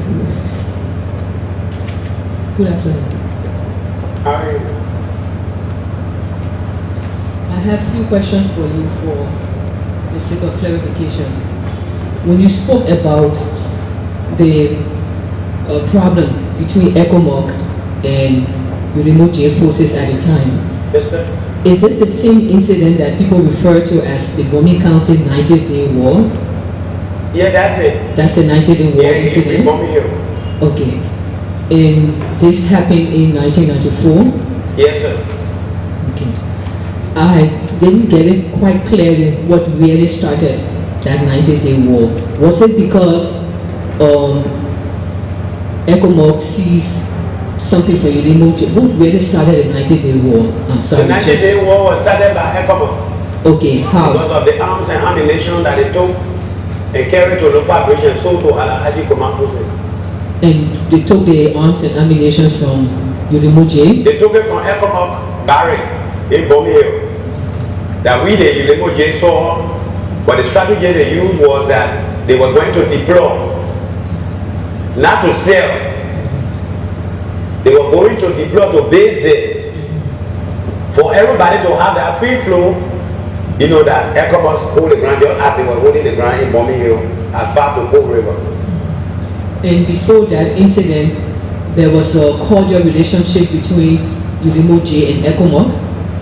Yes, we have relationship because we were living together. In the same Bomi County? The same Bombi County, Cape Man, all over. Okay. And other accounts of the 90-day war said that a lot of people died, there was starvation because of the problem.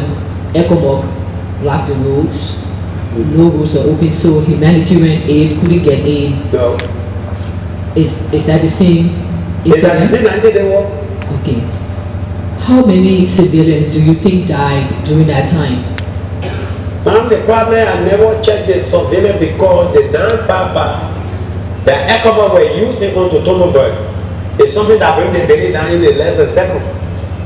And we said village were living all over. Okay, People so, died. Man. so ecomog was shelling because they were trying to shell your target areas, Yeah, we didn't. and civilians were caught in between. All between because people lay that sitting. How long did this 90-day war? Oh, it lasted 90 days. 90 days. Okay. Do you know, during that same time of the 90-day war, do you know of any Mr. Conley who was killed or beheaded by one Mr. Conley who was killed?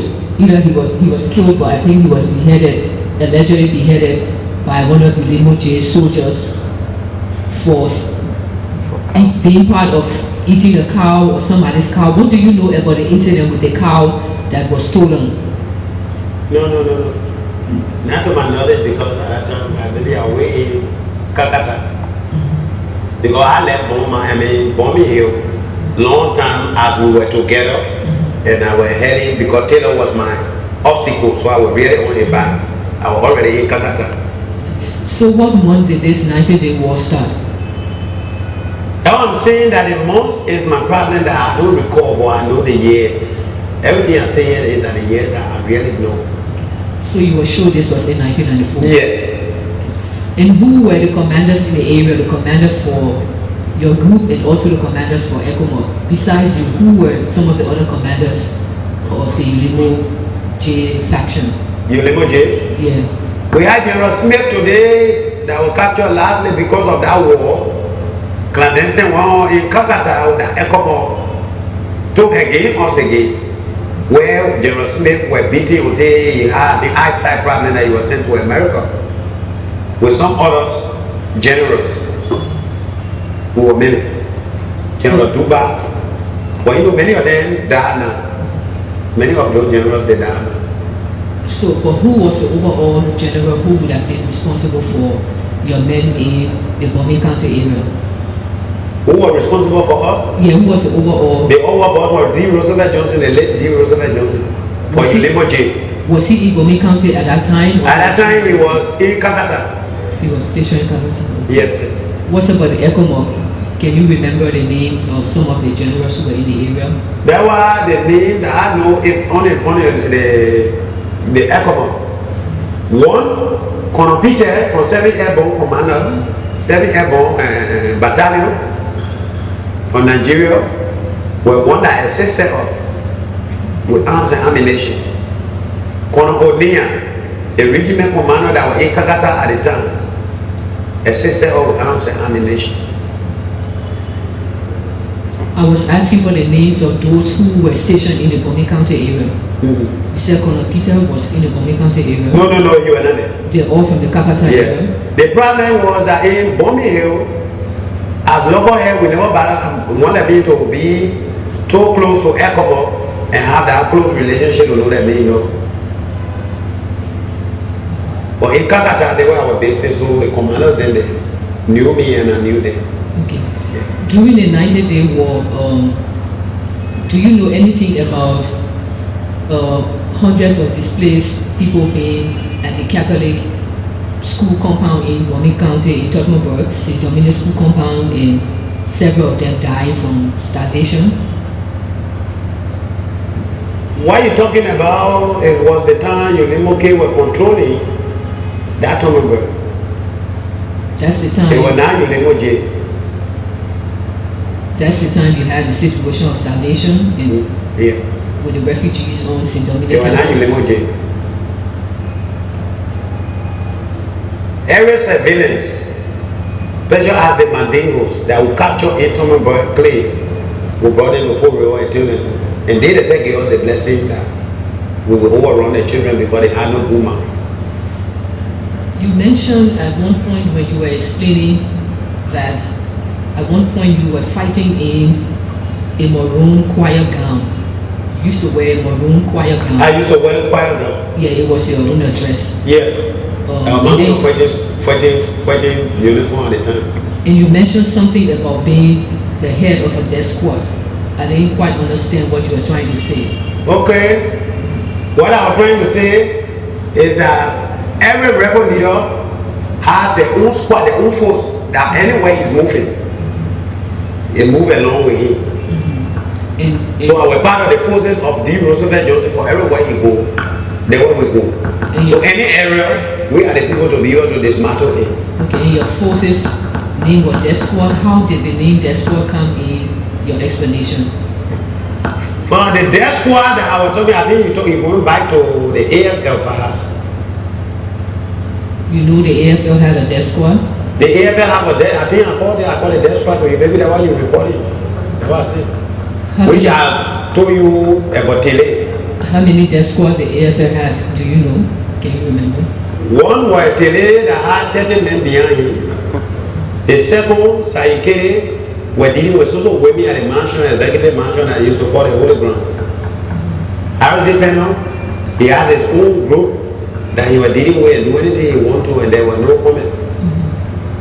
So approximately we're talking about 3 different death squads that they had, AFL had at the time. And this death squad, you said one of the death squad had social women as part of it. That was the same, which is Saikere. At the mansion, that the people that used to sing for him, Kere, Saikere, Kere, when you come. When you only use the color one time to take out your hair. Do you know his real name besides the Sergeant Kere? That's the name I know, Saikere.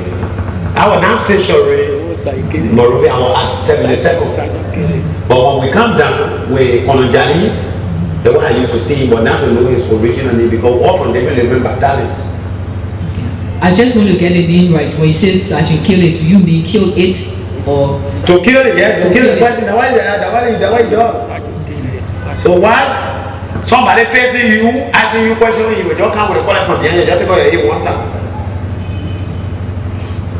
Or then when he came, one other police commander, they call him Wokuya. I think he was the police either director at the time.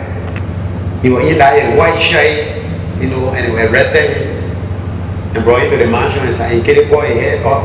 And this was during 1990? 1990. Does Sergeant Kelly, what was his position? Was he in the army? Was he in the... He was a sergeant in the army. In the army. Yeah. Hello. Sergeant Kelly.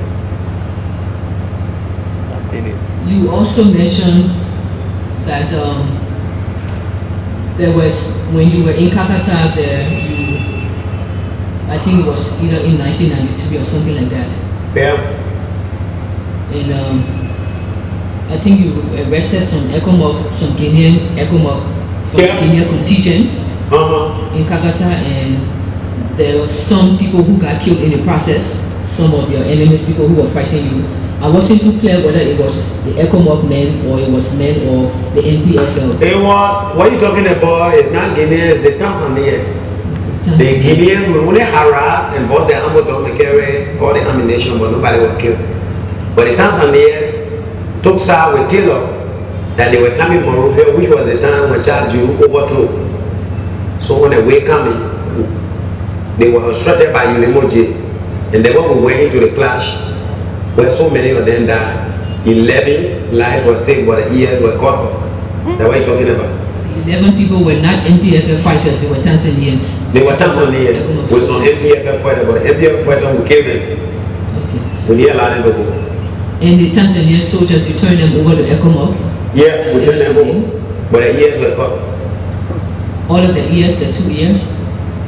You cut off all the 2 ears? Yeah, we cut off the 2 ears. And the others who you say you killed and put in the well, were they NPFL fighters? No, they were Tanzanians. We said those that we killed on the exchange of fire, they were the people that were going in the world in Kakata. Okay. Can you remember the location in Kakata? Would you know if we wanted you to show us the place, the well that in Kakata? Yeah. The West America, on what we were seeing. No, I mean, can you remember that particular? I recall, I'm speaking, I'm a man who don't take drugs. I don't do alcoholic, but war fighting is that my sisters are correct, I know what I'm doing. You spoke briefly about the 1985 abortive coup. Yeah. By the late coup. Yeah. And a lot of things happened from some of the stories we have heard. Yeah. What do you know or heard about incidents surrounding the killing of Charles Weyan, the journalist, who was arrested around that time? From what I understand was that when Joe Wallace came, because he was at the radio station, Joe Wallace is the one that led the troop to the radio station. When they captured, they were there. And they had Weyan there, and there's no way they could leave. So they were under the umbrella of them. But after Joe gave the order immediately to Moses Wright, who was the 1st Infantry Battalion Commander, that led the troops from Suffering to FM. On the crossfire, they were at the end, I think they entered and they collected Charles Weyan and killed him. But when Joe Wally came on the Baba, he made me to understand that Charles Weyan back. That the people pushed him out of the place. He knew it soon because that area was attacked before the BDC barrack. And the BDC barrack, the funny part was that 2 o'clock, let's say from the morning to 2 o'clock, many Liberians were not trial business. Were happy on the new overthrowing. Masaya happened that in Bahia were running all around the barrack field. That there's no changes. But coming to 2 o'clock, because going back, they never kill anybody. They wouldn't arrested the ministers and carried in the post tackle, but they didn't kill anybody. But the time of 2 o'clock, where we didn't have radio and we were roaming around, we having the advantages, and things changed, the AFL opened fire. I was smart enough, run, because I thought the barrier fence were very short. Climb on the quick and get out. Before I get on the Baba too, yeah, Joe Wally in a uniform with a red, all of them in red neckerchief with the Israeli AKs that use 90 rounds. The magazine they use is 90 rounds each of those magazines used. So he got to me with 3 magazines tied to each of the AK that they were using. Okay, when Mr. Wally met you on the bypass, Yes, sir. and told you that the journalist Charles Weyan had died or had been killed, Yeah. did he say he was killed or he died at the radio station or somewhere else? At the radio station, because you were there with them. From the radio station, he and Jack Weyan warning all of them. After he found out that the forces that came to them were heavy, all of them gave the SDE. But Jack Weyan then were people that were in the radio station that didn't get a chance to come out. So the firing outside that entered is why he not there. You also explained what happened between Roosevelt Johnson and the problems that he had with ecomog when he seized some heavy weapons and ammunition from ecomog. That Mr. Charles Taylor gave Roosevelt Johnson some money so he could turn those weapons, arms and ammunition over to him, but he didn't. Do you know how much money he gave Roosevelt Johnson for Well, I don't know the amount, but it's a grip of US was sent. It was a grip. It was a grip full of US. Yeah, with the money and it broke. Because the weapon we're talking about in question now is not weapon of travel war. It's conventional war weapon, country to country. Did you see the grip? What was the size of the grip? Did you see it? Can you give us an estimate of it? Like the 155 that are talking about, they were talking about rubber. Something that war by itself. With the grip. It's a black grip. They're gentleman grip, like this one grip and they do. So it's like a regular size grip that men usually use. A regular size grip that men usually use. Yes. The brothers and Johnson were one step with it. You mentioned that during the April 6 fighting, or you said Nkrumah had, Mr. Alhaji Nkrumah Yeah. had connection with the Chinese, who you said supplied Mr. Nkrumah with arms and ammunition, Yeah. which Nkrumah, you said, turned over to Taylor Yeah. to help with Taylor War. The Chinese who you said supplied him, can you say a little bit more about this information that yes, the Chinese supplied Taylor, Nkrumah with Nkrumah, not Taylor. Yeah, Nkrumah. Is that the camp of Alhaji Nkrumah going to this contact and get this nomination? He was part of the 6-man council. Nkrumah was traveling. The high went out there and made a contact. But the ammunition came and landed in Guinea, Conakry. That through Conakry, they passed with the ammunition to bring it to Liberia. But the balance ones were delayed. That it didn't enter Liberia when they called for the ceasefire. So it stopped in Masanta. And my getting to know was the 1999 war when Alhaji Nkrumah were in Conakry. Immediately sent Philip Kamara that we should get together immediately to launch the attack against Charles Taylor, 1999. And there were Philip Kamara and other brothers that sat me down with Vavi Sherry, I think he should be here today, that was suppressed in Guinea, but Aja Kone and Sekou Kone. God released him today, he came. But he was in Conakry on hostage. Because he said with all Alhaji Nkrumah revolution can go. That woman here today. You also so that within 99, they were about to know that the early arrow and ammunition that were given on the April 6th war fighting came from China by Alhaji G.V. Nkrumah. You also mentioned that in 1992, after Octopus, you took over Papua County, or Ulimoji, and when you entered the town, you saw children and widows on the dryer with fire under them.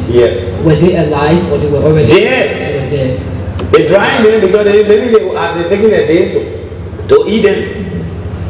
And you said they were all women and children? Women and children, small is here eating among the children when they dry, like monge, the big person almost like deer or something, bigger. But they were human beings. They were not bush animals. Can you remember how many dryers you saw with them? They were one very big dryer. And how many human beings you think were on the dryer? There were many women who only cut the dryer down to dump them over from the fire and we set water on the fire. Which town was it? Was it Bapolu City? Bapolu town says it. Because from Bapolu before you go to the quarry. And before you got there, the NPFL was in charge of the area? They were in charge. When we got there, we overrun them.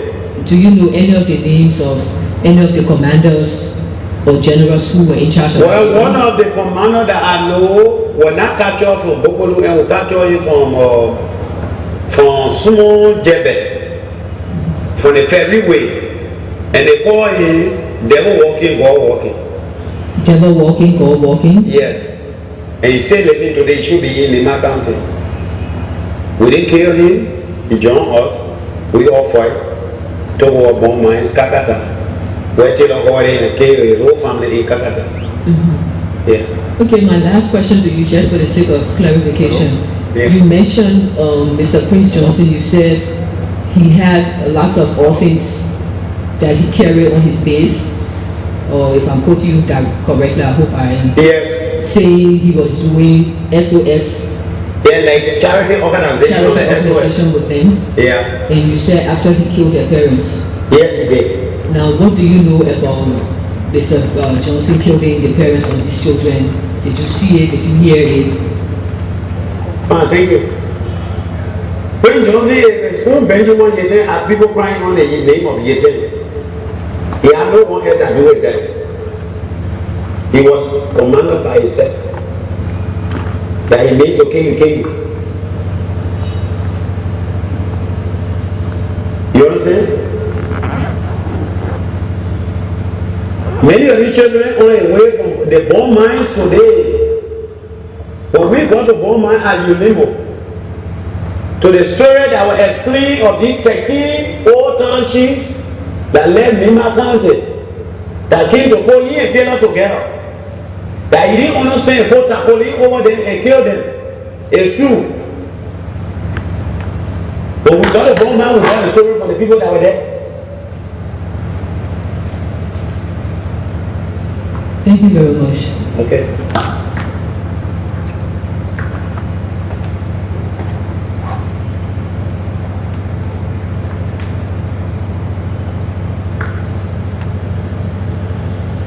Thank you. Okay, Commissioner. Thank you. I would like to take you to the St. Thomas Church. He said that when you enter the St. Thomas Church that they saw a baby that was sucking the mother's breast. Where is the child and how old was that child at that time? And when you away, saw 2 other children. Yeah. Took all of them, so you had 3 children. Yes. The system of 18 fathers, when I received this little child from the St. Thomas Church ended between those schools, where the mother was laying there and tied the child. With all the fight that I did until we captured the barrier from the barrier to the embassy, I only had $25 Liberian with me. The $25 Liberian about Ghana, because myself was wanted. Because of me, on the September 18, they killed a lot of people, even on the capital of Bahamas, like General Rambo. People were killed innocently on the capital of Bahamas. Because Taylor said they should get me one way or the other, either my head or alive, one of the two. So I left with the children to the embassy, right in front of the embassy, the other embassy here. Across the rail, there's a tall building, UN building. You understand? That I even would wear. I said that I take the Kurifan Abakala and put it in front of them, they were eating a car. Master was looking for my own rope. I only took them from where the heat were, and we went up the hill. And I let them eat in the car. When I found my way to West Point, and from West Point, I make it across the bridge and get to, I would call, rail light. And before I see myself through the bus or to Ganta, from Ganta I pass through JK and get to Guinea, a high escape. So I didn't carry the children with me other road. I left them to the embassy. The one that was sucking the mother's breast. They were on my back. A male or female?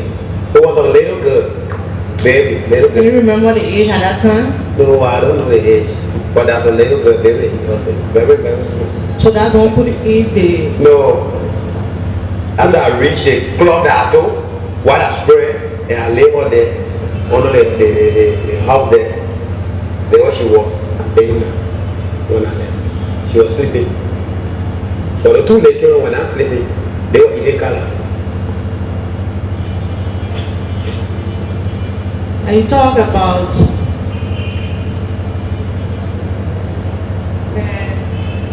the limo J when Roosevelt Johnson, when you were supposed to carry Roosevelt Johnson back to Canada.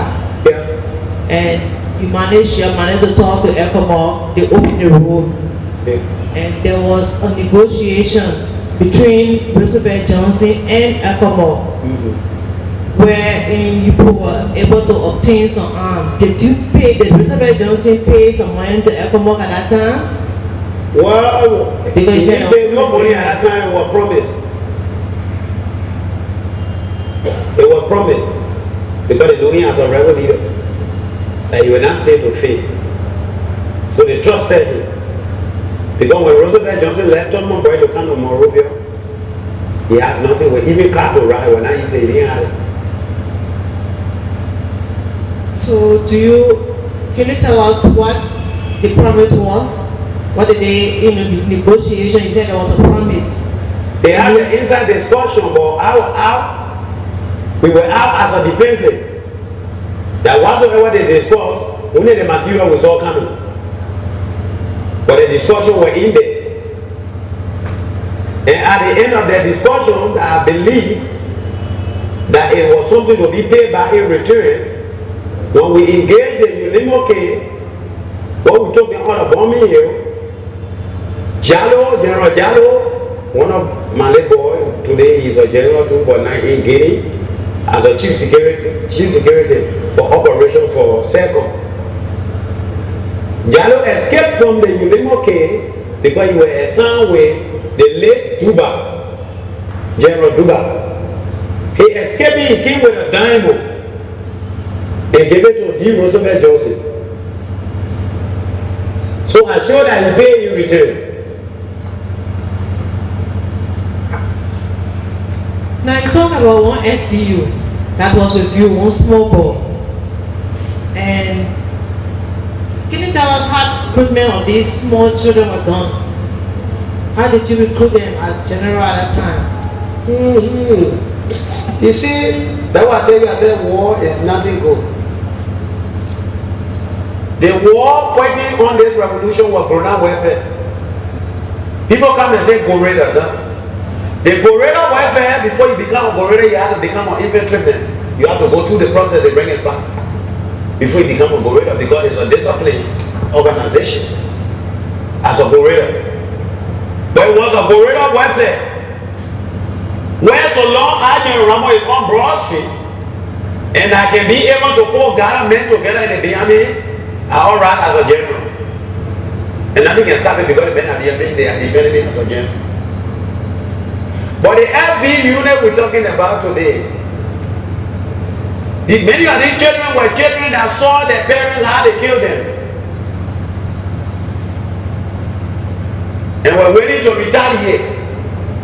So the best organization that they could see that we were set there, they joined it. And they were war, there is no way that we could push them away. So they were always with us. It's true.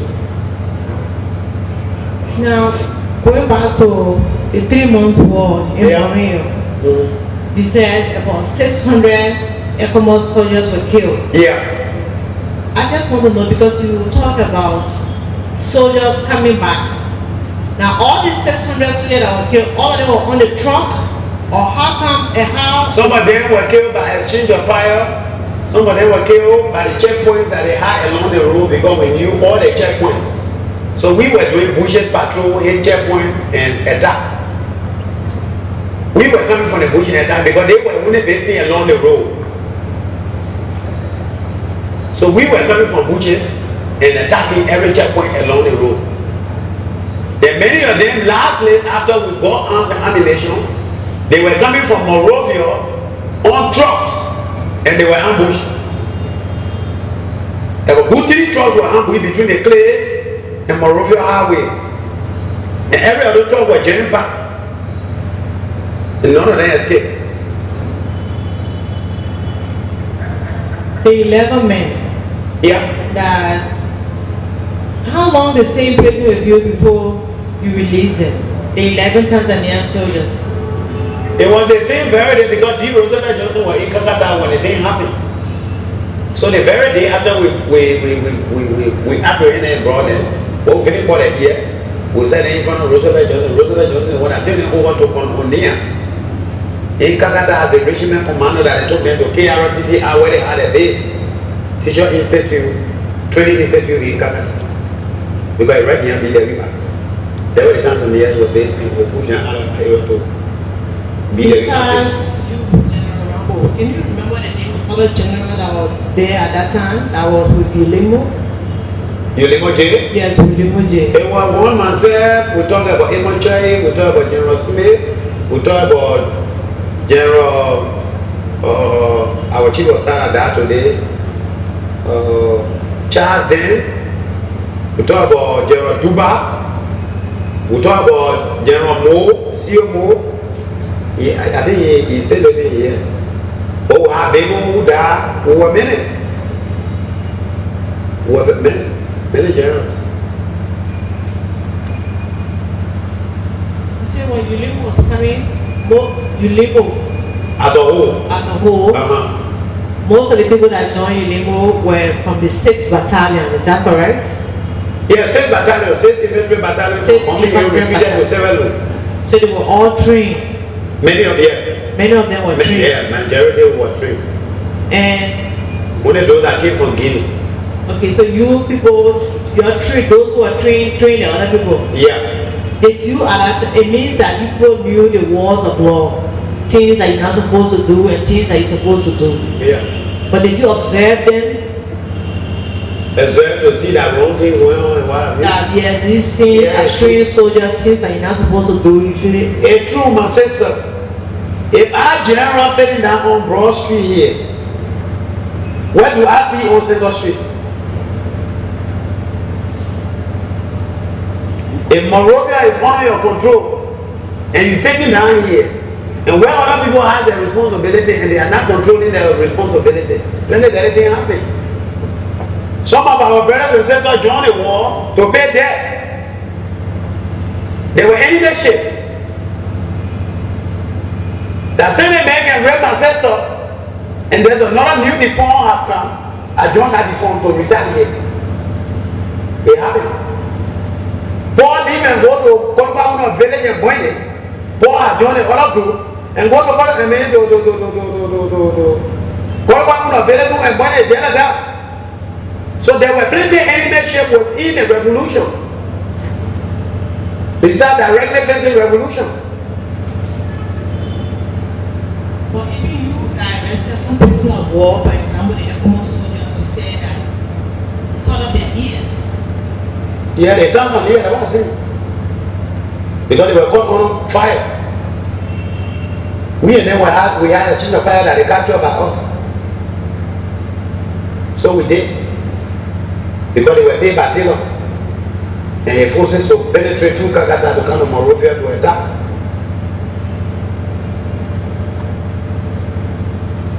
Oh, Mr. Kamara, that you met him on one time, he said he had 25 carats for you, and then he managed But since then, after I led that allegation against him, yes, after that allegation. no, I never see him. You have never been able to No. He's an elderly man. I mean, at that time we were desperate, we wanted it because they was the one that, were already on top of things. Killing our people in Thomas Bird, so it's just a led charge against him to just get that phone to make way out of no way.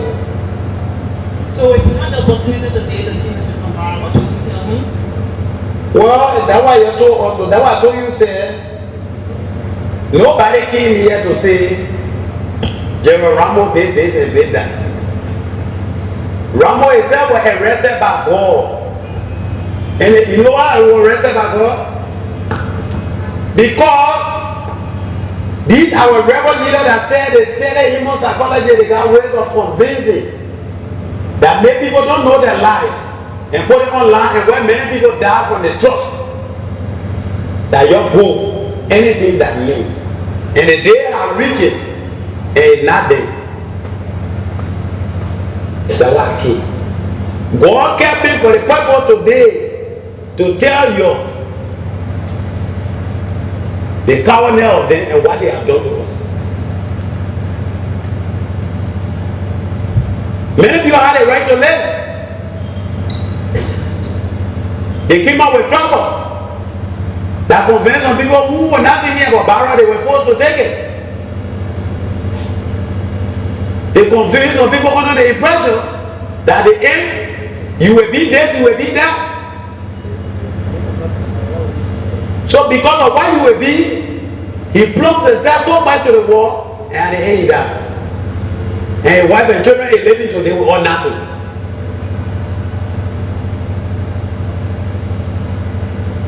Go and arrest me and bring me here today is to say the truth and nothing but the truth. So plain the truth there, I don't even say it. Because you say your time. But I think it was better that when somebody come here, you should give me the chance to put down his guts. Now they are time. Because I haven't come to what I have said of 1999. Today now, they don't want me to tell you say the time shop. We said that we'll give you opportunity, we'll call you back, so that you'll be able to explain what's happened from 1999 to You know what I am afraid to say that, yeah, you should give me the chance to go, then you'll call me back. Can you imagine from the time Emmanuel Buya was speaking, that touched me when I was laying down to wake up because of true story? You say, yes, I know what I was going to speak from. I was going to talk. And I came here and put my hand up. And they took me to 9th Street. Imagine from the time Buya spoke. Well, my knee is not on your document at all because nobody can say the man came in, he raped me, or you did that, you did that. I saw no. My knee not there. But I was arrested by God and brought me here. I have to go and meet Jerome Vonnier, the chairman. 9th Street Hotel said, if you will not allow me to speak, I will ask for airtime from the Star Radio and still give my testimony. I'm not afraid. I will tell them I'm real people. You think the thing that happened in the world that joke? It's serious. So he said, Rambo, he said, Philip Wlue. You know, and the name Philip Wlue, this person found that man is a warrior that was part of the war. They joined maybe some Philip Wlue that's forbidden, and he want to talk about one John Flambeau that's happening that time. So, you know that man coming here with a cheap. But I fought all the war from 1989 to the end of the reset that today we have commenced. And never fought the war to be or junior. I was responsible. Men that held people to death, you are responsible. I led people to death. And it was not right. If even I know what I was fighting for, Peter wouldn't follow behind me because of what he see me doing, and your follower as a follower to do. But he was not in his right now. And all these rebel leaders, they bought drugs. They bought drugs. They heavy weed, they bought them. That they used to say in the front line, they put in the children food. That when you eat them, you don't have no sense. You look like animal. So I have investigated cases where I see a son rape his own mother. He bought a mother. I investigated a case where father or mother or uncle call you to tell you what you do. It is not right. Leave it. Let's do it this way and this and kill. They were not sound. They did this thing because the children were not there. They used other people as an instrument. The people died. People died that had no right to die. I will not tell you, say, I didn't do innocent killing. How do I know? Because during your time, there were innocent people. And I and the enemy went on through one exchange. And entering that time to capture the time, people in there. It is the men that made the order. Me, who know? Only God know. So when people say ask me, I say that true. Because if I were not to go that day and attack that town or village, they won't have that.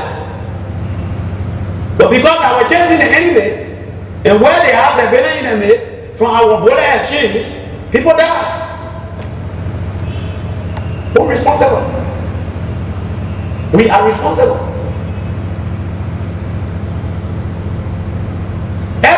We the rebel group of different factions, everybody labor. Local defense force were taking retaliation on the Unimocate until the oil they can boil the drum and put you there to fry. Hot water. But Magida the high he was killed in the area in Guinea that they call the town they own people. In Guinea when coming to the border. He was caught in that town. There and they tie him up and lose the road small way and fry him. Every that group was bad. There is nothing good into the revolution. That when one come here, there's some people who wipe their hand with glory. Wow. It happened. Many of us went to heaven. They had a bulletproof, they had no bulletproof to give us. They gave some of our children and yes, some of our demons. That when you feel it, do it that before you start thinking that people talking about it, do it, oh, when? No, man. I think so. But it happened. Somebody ever gave wrong medicine to the children. Our reverend leader brought drugs and gave to the children. So men who been on a drug for 14 years, do you waiting that now he should be sound enough like us? Perhaps. Because he has a drug, so I know that son. Anything I do, I mean it. I don't take drugs. You slap me, I will never get a chance to go with slapping. In the way that I can get you, I will get you. Because I believe in payday. This my role my father gave me. I still walk with him. Anything moving on I can know. But what I know, people came here and they research and help. We got to be careful as a Liberian. Nobody can let you to boast. What brings Johnson have said with Joe Wallet? It went down well with some of us because we are afraid of what we know that everything over. To say that Liberia sitting on time bomb. Where bomb? If the TRC have extended any report to the world that even to come for any me, I'm waiting that even from right here. You say okay, I'm going to go on for any crime that come here, I'm waiting to walk to the jail. Nobody can go on it. For him bring me to say, you're coming here, you talk about let me see what he can run from me. Nobody make anybody afraid. This is the time I'm ready to take a step. This is the time God is ready to address every one of us that have carried on tragedy. So if you are being in love with the Liberian people to accept your apology or not, but you are not bothered to talk about resisting. There is no resistance. So that a time bomb, they should keep it to where they got it. Okay. Police, you take up on here. General Boom. General Brown. Mr. Witness, documents on sound here. Okay.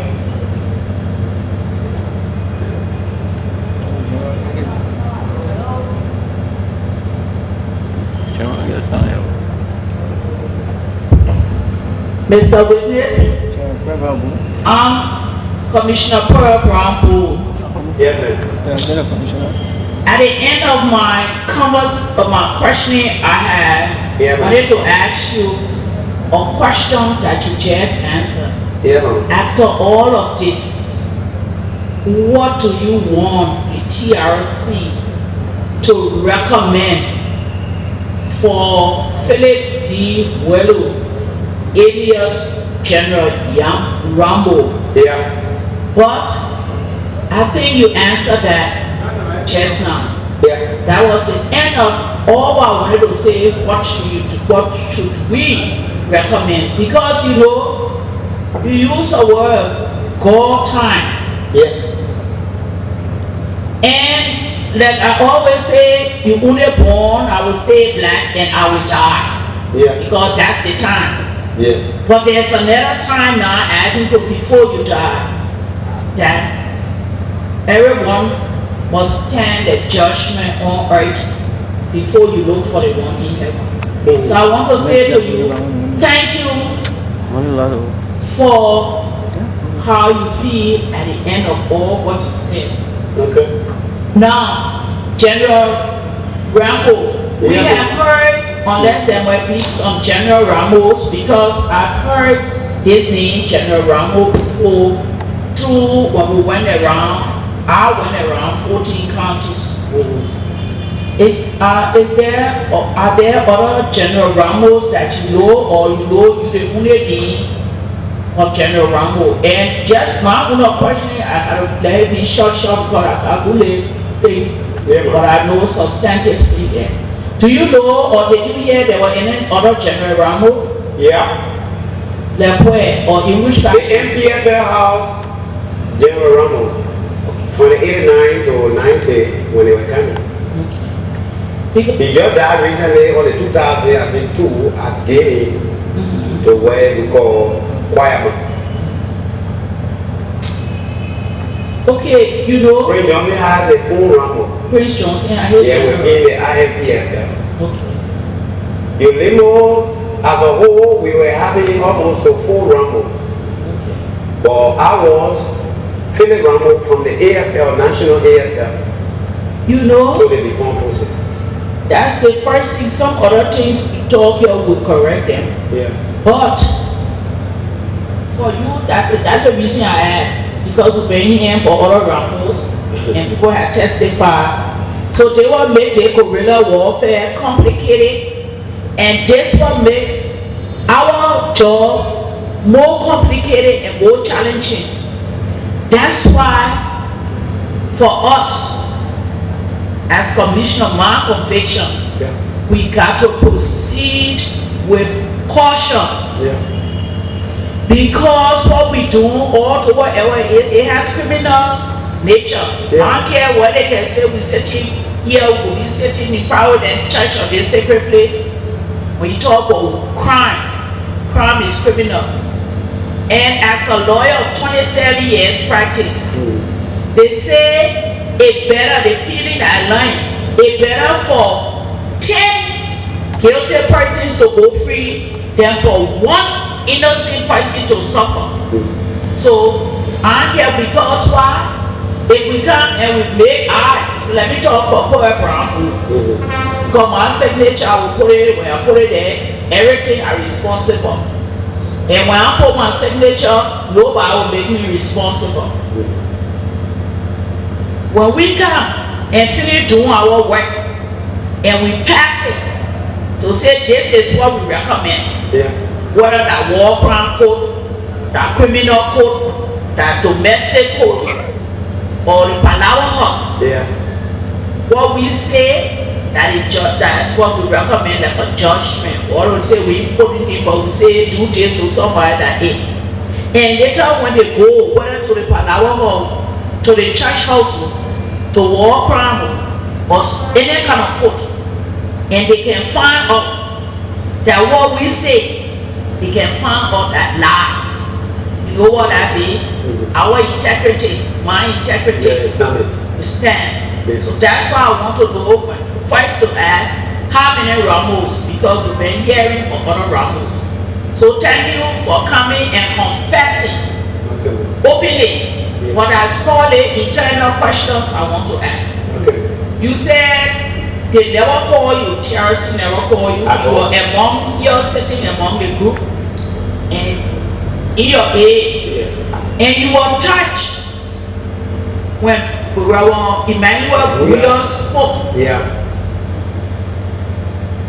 Good time, we gave him time and he spoke and the Lord gave his surrender to you know. Okay. So you were touched and you came here, Wlue spoke or came back or one of the first, but thank God you talk to the people, you talk to the chairman. I just want to know, when did you go to TR, you went to the TRC inquiry unit and you gave statement to somebody there, you got what idea what trouble swap? Yeah. One other opinion on the camera with me. Okay, but when with trouble swap or one of those One, yeah. who you went and you gave your statement to. Yeah, man. When you got an idea when the reason I asked, They very did that, and then they carried me the street. it been 1 month, 2 months, 1 or 2 months, 2 months, yeah, 1 or 2 months. okay, maybe The some second time they did it, October or the something. chief sent for me. Who For you. for you? Yes. When he sent for you, I went there. you went there, you talk again. Yes. I Who gave you him- talk to? I talked to him. Or you gave the information to him. Yeah, man. All right, thank you. Now, we know information will give it to him, chairman and to Tribalism. Now, I can proceed. Did you tell the chairman of Tribalism that Commissioner John Steele was recruited into the Black Parade in 1991 during the Sawyer administration? Mr. Who? Did you tell the chairman for of Tribalism who you spoke with that Commissioner John Steele was recruited into the Black Parade in 1991 during the Sawyer administration? If you remember, yes. You told him that? Yes, I did. Who did you tell it to? Sua or the chairman? Tribalism. I think the chairman is that. You told it to the chairman too? Because I explained. All right. Okay. Now, when you were speaking, you mentioned, so just for correction, I can only correct on what I know. But most of these other things, I don't know. When you were speaking first, you said Ambassador Carlton Capet, who was in Sierra Leone and they trained people. Yeah, but the truth from my knowledge, it was not Carlton Capet. Carlton Capet, he was ambassador to Cameroon and information. He never was involved, so we haven't had any information of Carlton Capet until you just said it. I was wondering whether you didn't know the name, because General Capet, there was an Albert Capet who was ambassador to Sierra Leone. So I want to make sure of the name, because you said Carlton Capet and it's recorded. I don't know. He was a General Capet. So who is it? Is it Carlton Capet or Albert Capet? It should be the Albert Capet, but I know Capet was in Sierra Leone. Okay. So he was the ambassador there. Yes, then the record was reflect that it was General Albert Capet and not ambassador, because you said, well, Carlton Capet. No. He might have a heart attack if he heard his name was just mentioned. He the one in the army. Yeah, okay. Now,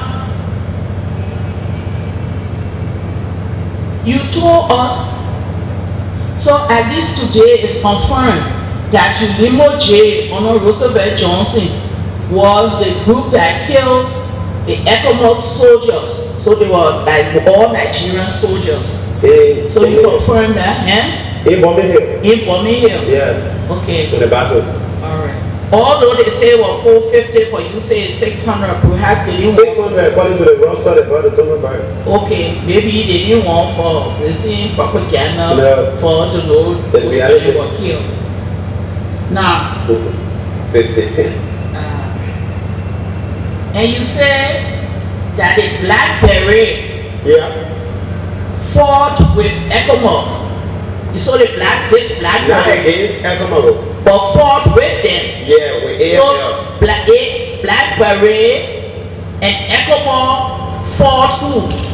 Who did they fight? Well, NPFL. So they were fighting forward.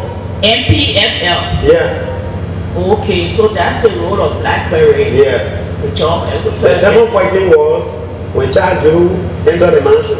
Okay. Black So Beret. Black Beret Yeah. fought too.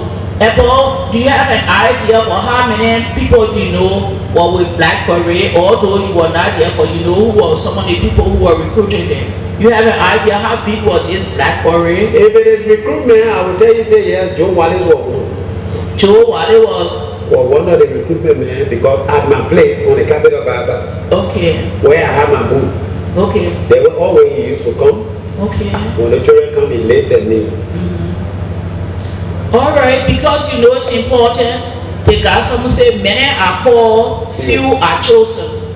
So we have 20,000 statements that people have made in TRC. Yeah. So when those who are fortunate to come and sit in our seat, you understand? Yeah. They represent many people, they represent specific factions, they represent certain groups. But we on TRC supposed to be neutral to balance the scale. So now at least when Joe Wlue came, he came as something from book from. At least for now, at least I know he also was with Black Beret.